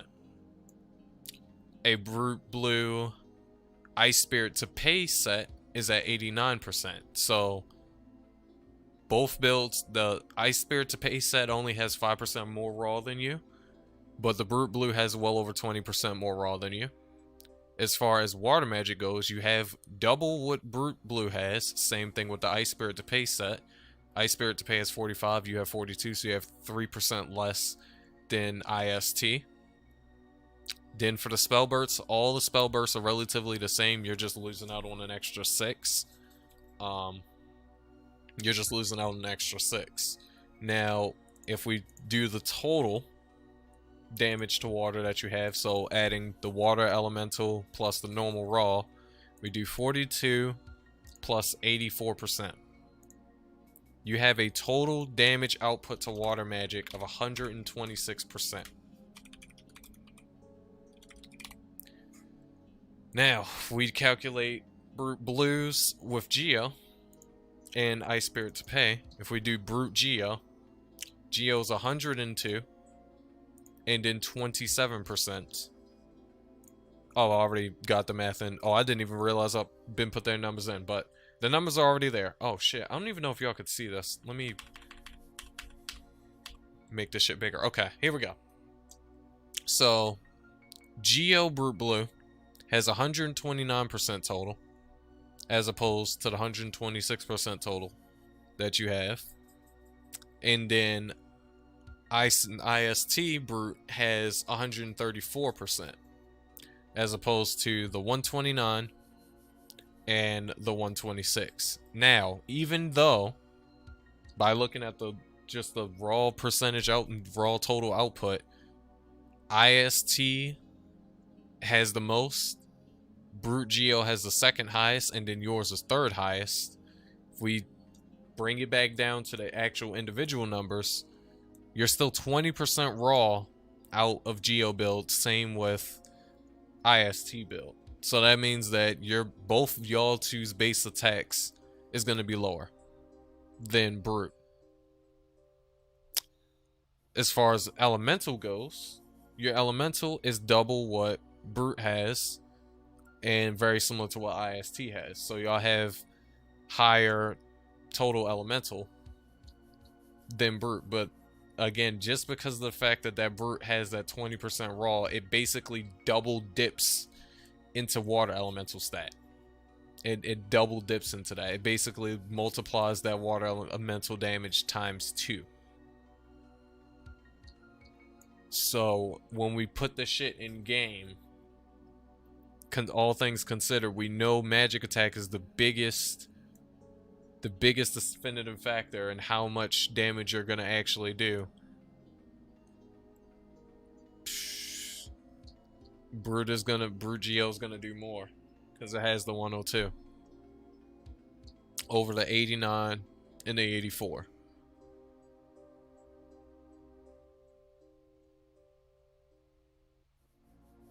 All builds is only proccing 3 as far as I know.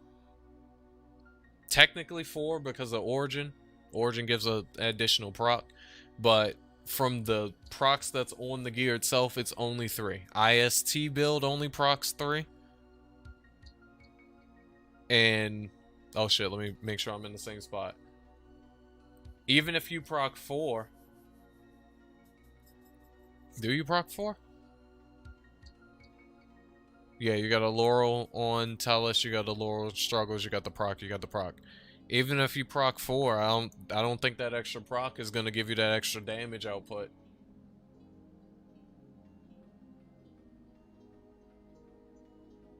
I don't think the extra proc is gonna give you that extra damage output to put you past a pure, basically a higher raw build. I don't think it's gonna put you past, even though this has one less proc.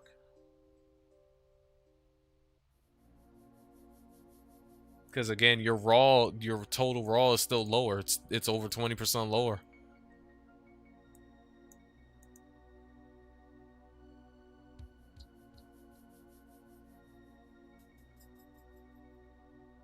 We gonna see, because also your auto skills, your spell burst is lower as well, and that's another thing that adds a lot of damage. This is 36% with AIs. Yeah, it all depends on the actual proc rate of everything.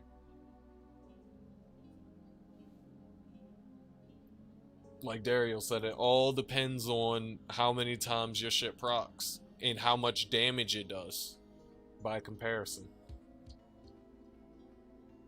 So I don't know, and we didn't even, and all we're adding is just the raw numbers. We're not adding like other shit like strugglers, hidden magic attack stat increase. We're not adding brutes, infinitely scaling magic attack increase. We're not even adding all that shit. We're just talking about just the numbers itself. That's all we're going off of for these builds right now, is just the numbers itself. We're not even talking about hidden stats from the actual equipment, whatever hidden stats the equipment gives that may give extra damage. We're just talking about numbers. So, but once you toss hidden stats in, actual RNG when it comes to proc rate, and RNG when it comes to spell burst, I don't know.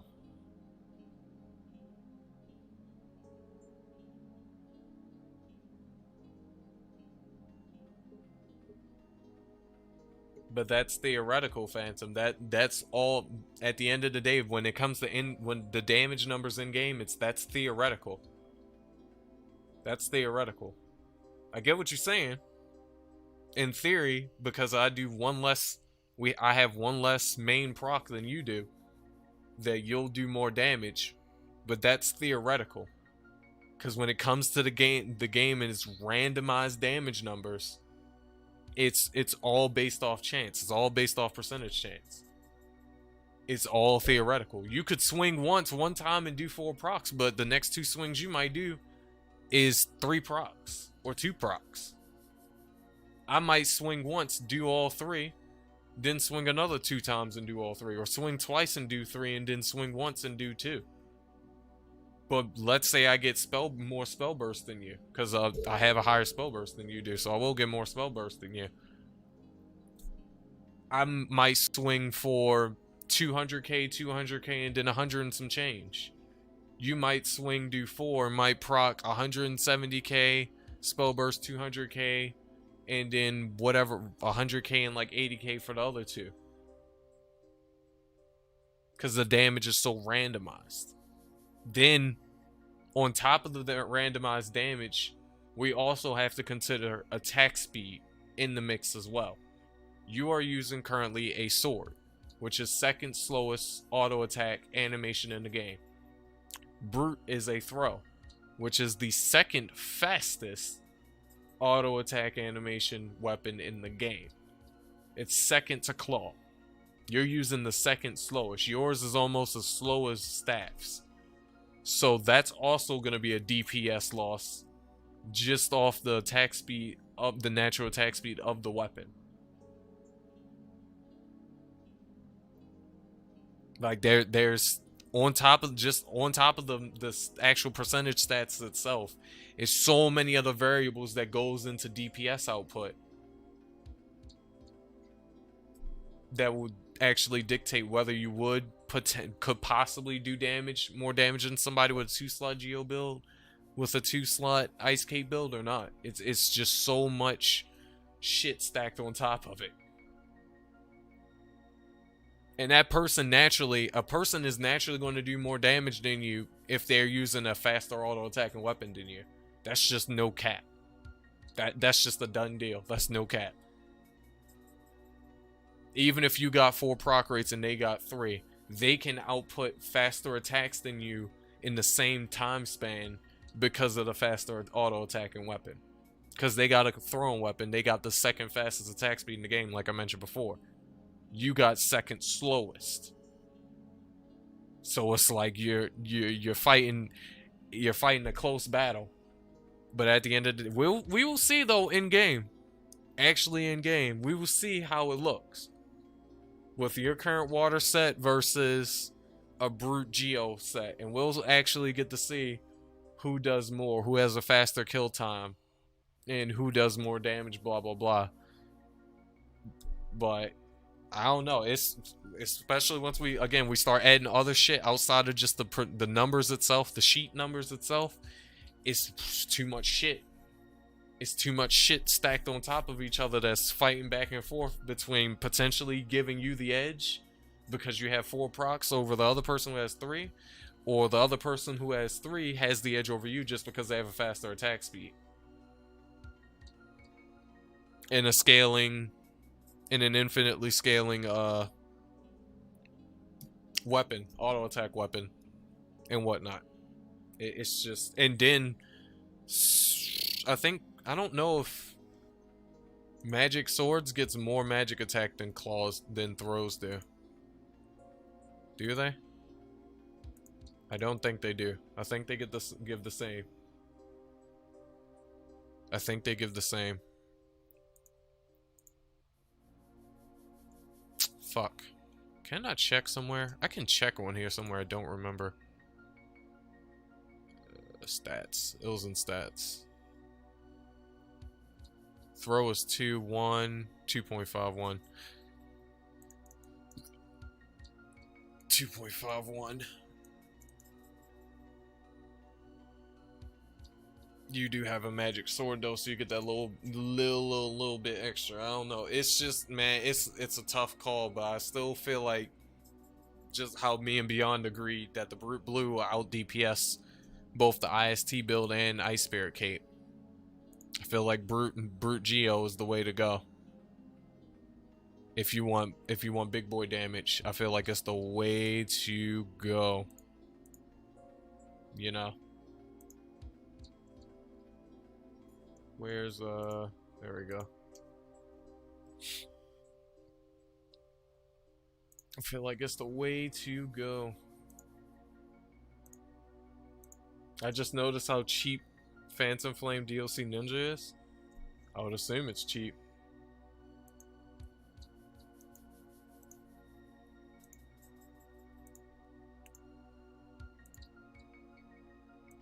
My fucking alt is taking forever. I gotta relog the game. There we go.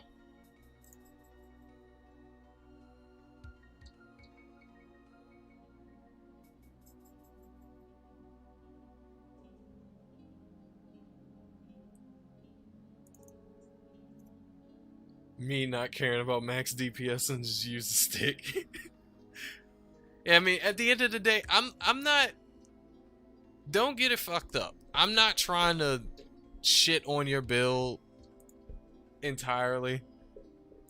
I'm not trying to shit on your build. I'm not even trying to shit on your build at all, Phantom. Don't get it fucked up. Because again, at the end of the day, you're gonna build for what you want, what you feel like works for you, and you're gonna have your reasons for building for it.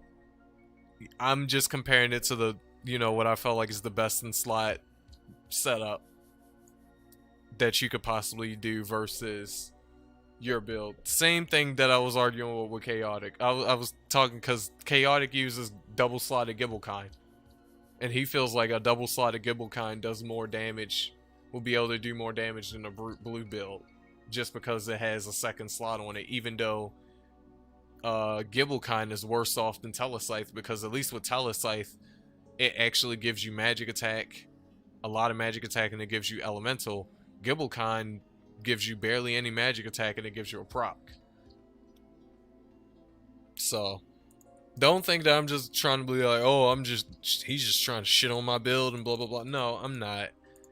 I'm just saying, like, here's the highest DPS build. Here's the highest DPS build that you could potentially build versus a build that you're trying to go for. Just to see the differences between the two. Like, here's what you could potentially build for versus here's what you're trying to go for, you know? But at the end of the day, you build for whatever you want. If it works for you, it works for you. Okay? It's the main takeaway. If it works for you, it works for you. Fuck my opinion at the end of the day. If it works for you, it works for you. And that's all that matters.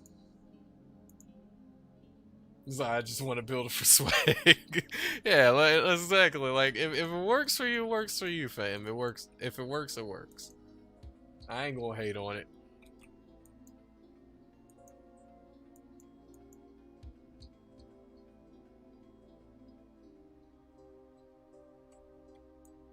Two slot stick go burr. Let me activate another PTA. Alright, drop that PTA. Now we can go in for another one.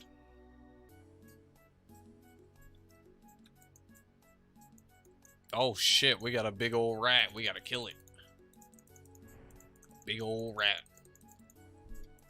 But I'd be very interested to see what your build could do by comparison to a Geo Brute build, time-wise, in-game. I'd be very interested to see it. Very, very interested to see it. Whether I build the shit myself and just make another fucking enchanter, or Berserk gets his enchanter online fast, and we get to see it from him. You know, whoever. I'm still on the fence if I'm actually gonna build a water enchanter or not. Again, I was super hyped. Super fucking hyped about blue dropping once I saw its stats.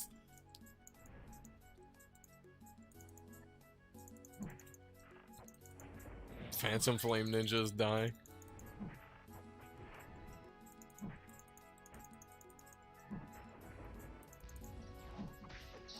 Wait, why the fuck did I have to cast it?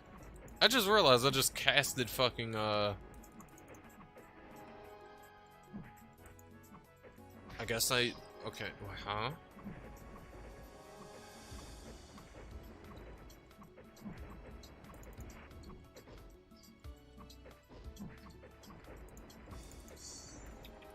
Let's get our stone skin back.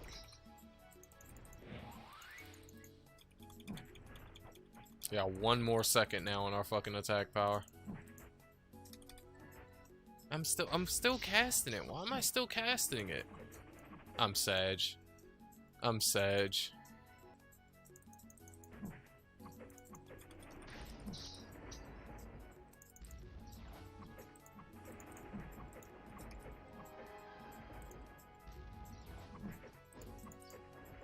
Okay, I guess 230 isn't enough. Rip. Sad face. Let me stone skin before this goddamn thing kills me.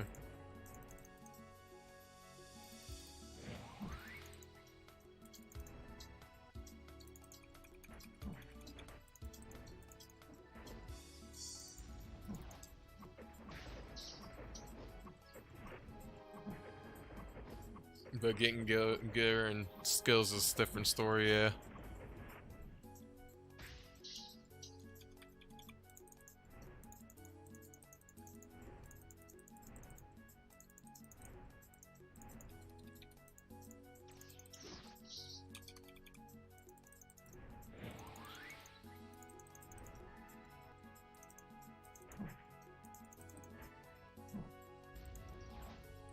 It didn't proc. Fuck off. It didn't proc again. Fuck off. There we go. Rip DPS loss.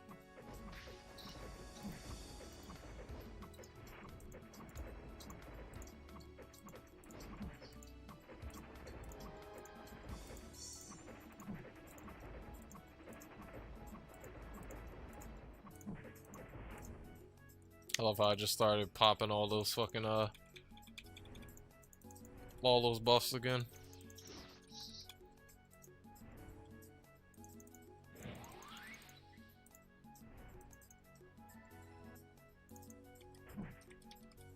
Okay, now yeah, I need 250. 256 dex. That's what it was. The fucking goddess bee. The goddess bee gave me 5 more. Gave me 5 more dex, and that's what allowed me to fucking just use dizzy proc whenever. But then it wore off when I didn't notice. And that's when I thought, oh hey, fucking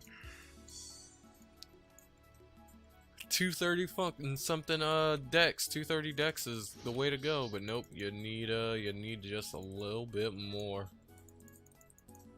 Let's bleed these two. Or not bleed, but drain.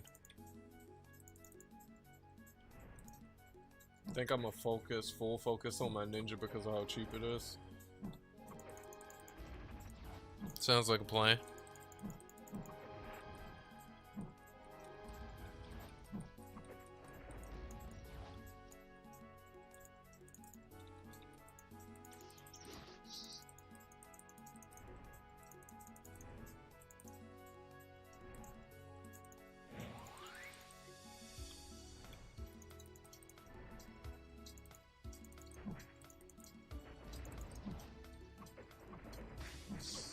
Told you I'm fly.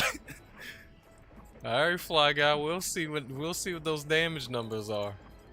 That's what I'm more interested in. We'll see what those damage numbers are.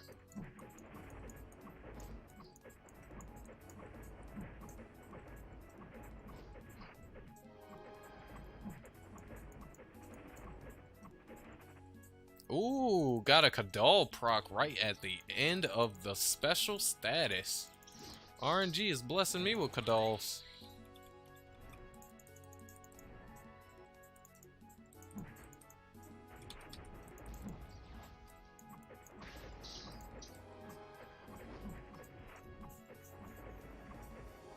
Vance was like, sure.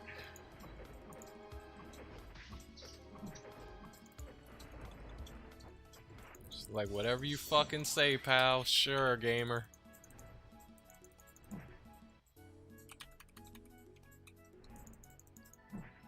Shit, you know the quickest way to get 2 slot, go pay to 1. You know that's the quickest way.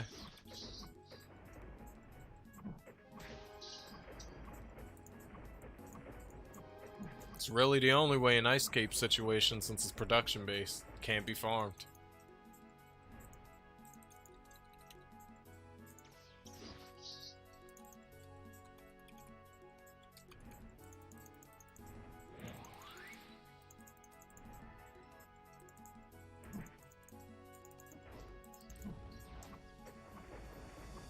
I can't wait. I'm interested. I want to see this.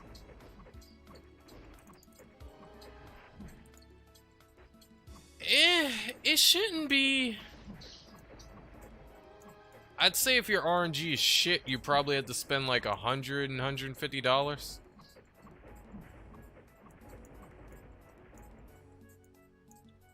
That's if your RNG is shit.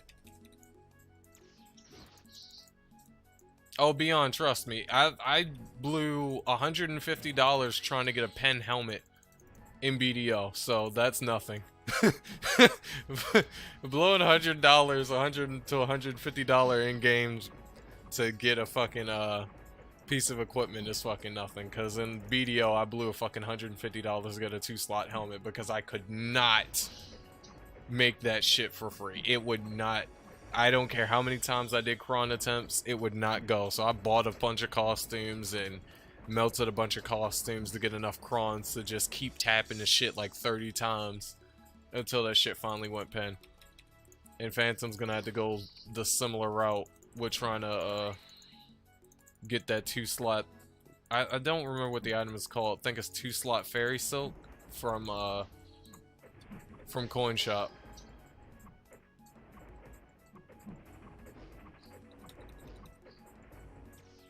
I mean, even if you get the mats, like, realistically, it would take hundreds of thousands of mats before you might ever even see it. So it's like, in all that time, you'd have been better off just going pay to win and just swiping for it. It'd just be much quicker swiping for it. Since it's production. It wouldn't be so bad if it was... If it would be perfect if it was a mall, because it would only take you like a max of like maybe 2 days, 24 hours at most to maybe get a 2 slot. If you're lucky. But it would take so many mats. It would take like damn near 1,000 slots worth of mats just for you to even have enough mats to even try to attempt to make. Like, it would take too much. There's just way too much RNG that comes into it. I mean, I know there's RNG that comes with swiping, but at least with swiping, it's not that bad. At least with swiping, it's quicker. Everything's faster when you use money.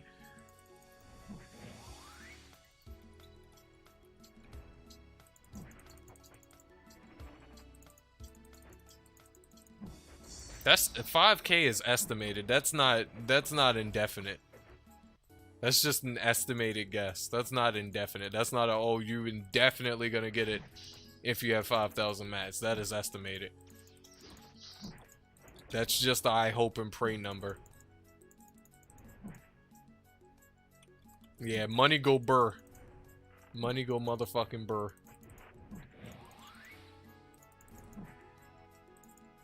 I can't stand when people try to say, oh, if I have a certain amount, then yeah, I'll make it. No, that shit is a guesstimate. That shit is not definitive because it's RNG based. You might make it in way less materials than that. You might make it randomly in 1,000.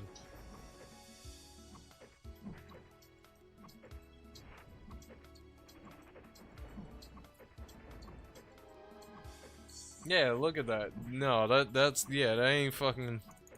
It's way too low of a percentage chance.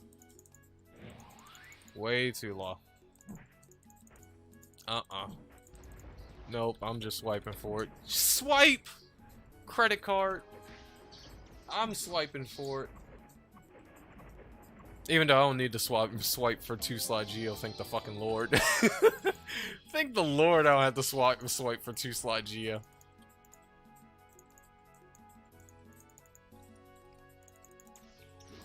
Thank the fucking Lord. Imagine if I had to swipe for 2 slot Geo. That would suck.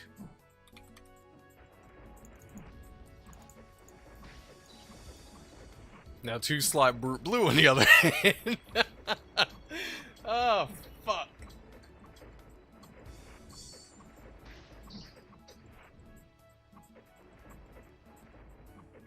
I still find it crazy the ad everyone hates I can't find 2 slot.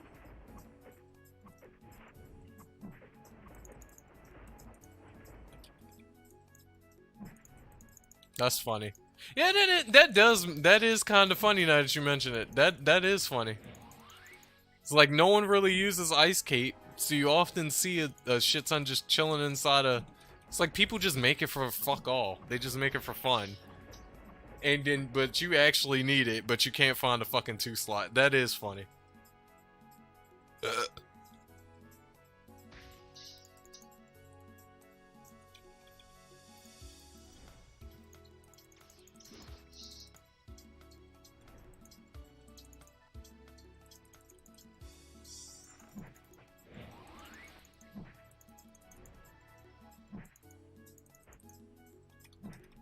That's kind of the fucked up thing about getting gear that no one else uses. Is like when you wanted 2 slot, you would figure that some lucky motherfucker either swiped and made it 2 slot and then stopped using it, or maybe like got it by chance 2 slot and just doesn't use it, and you're just like, ah, maybe if I can just snag it from him. And then you just can't find the fucker who sells it. And then you're just like, damn it. God fucking damn it.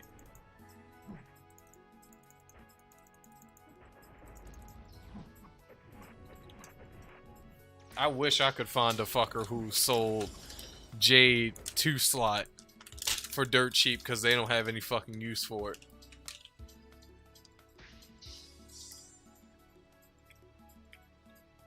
Yeah, Beast Knight's use it for Ice Duration as well.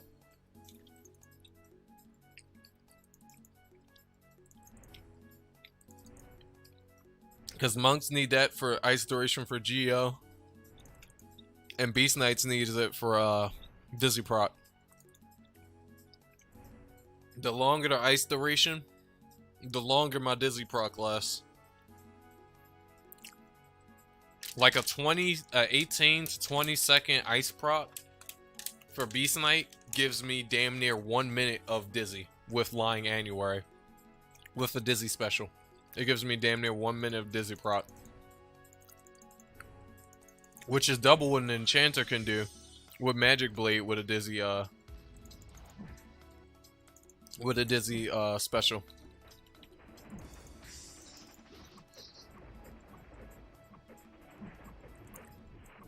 Which is absolutely bananas because I have so much time for DPS. Welcome back.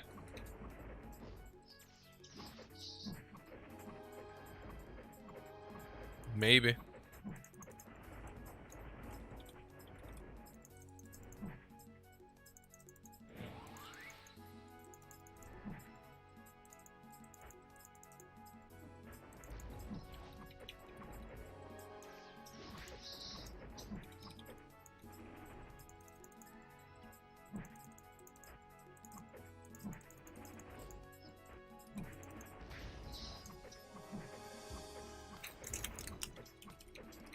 I don't want to get fucking what's his face. Oh, Wind Element is so good because you literally perma-paralyze. It's so good. I mean, you can do that with any element. Just paralysis always procs no matter what element you play, but it's literally permanent on fucking Wind Enchanter because, you know, this is her element. And it's so good because of it.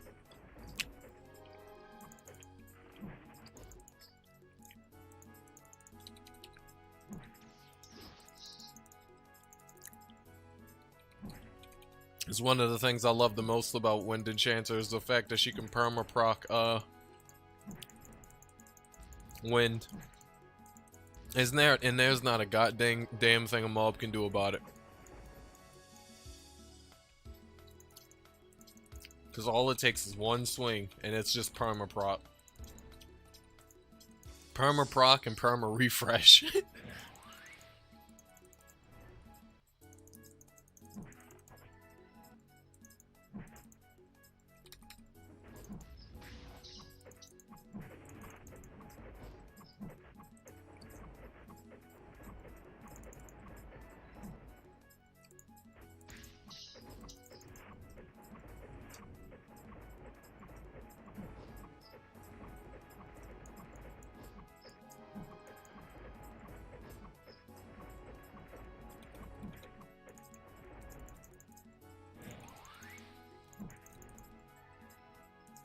Alright, that was one full limit break combo.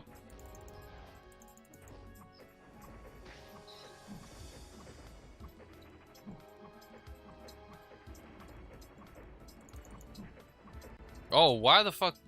Oh, okay, why the hell did limit break just jump from 3 seconds to 1 second? That was scary.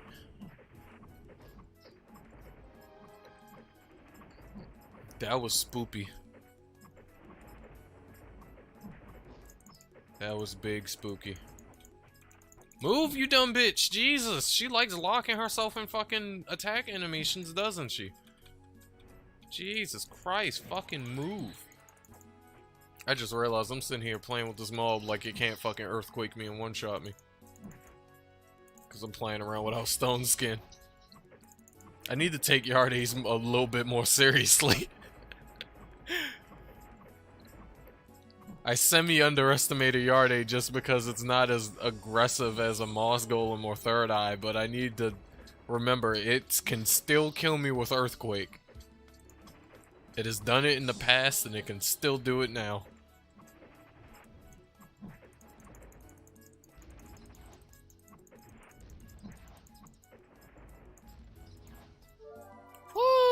look at that XP. Hot diggity damn. A little bit less just because I don't have all my XP buffs up. That was like 130 something thousand. Or not thousand, I'm a fucking retard. 130 something million. Last time I killed the bigums. With XP buffs.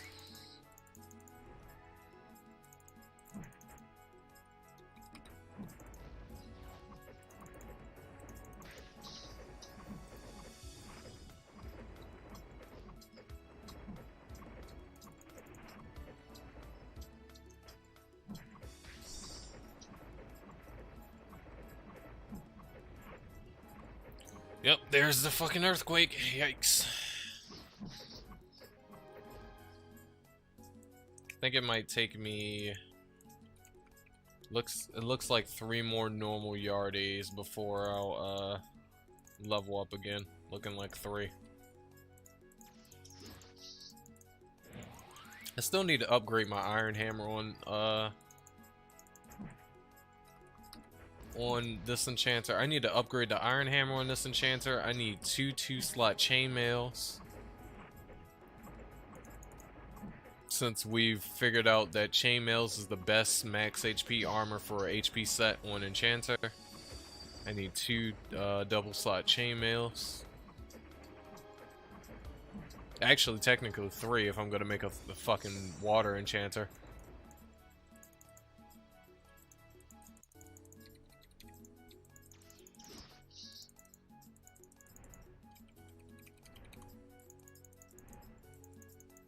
I pretty much almost have a full damage set for water enchanter. All I'm missing is the water devil's necklace and what am I missing? I'm missing a water devil's necklace. Technically missing a Geokukuli 2 slot. But a slot could, because slot can start off be a good starter. I don't know why I'm falling all over my words here. A slot geo could be a good starter. And then oh yeah, then I also need the fucking parts for a Mito. Ugh. I would need everything to make another max Mito. And I yoinked my own life because I remember this was my max HP set and I wasn't on my MP set when I fucking did that, so I fucking killed myself.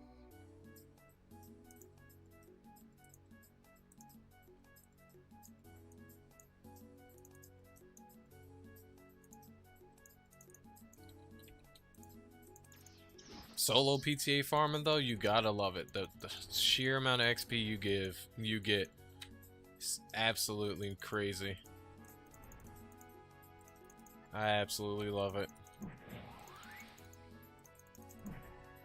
You get a whole map to yourself, no one's taking your mobs. You don't have to fight anybody for mobs.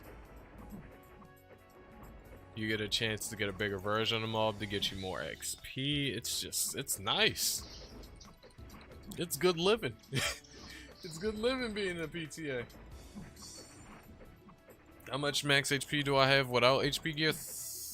I think 11k without the goddess bead active. I think 11k because right now it's 13k, but that's because I have a goddess bead on right now. So I think without HP gear and without the goddess bead active normally, with magic barrier active, I think I only have about 13k. Or, not 13k, but 11k. Even though my VIT is 100.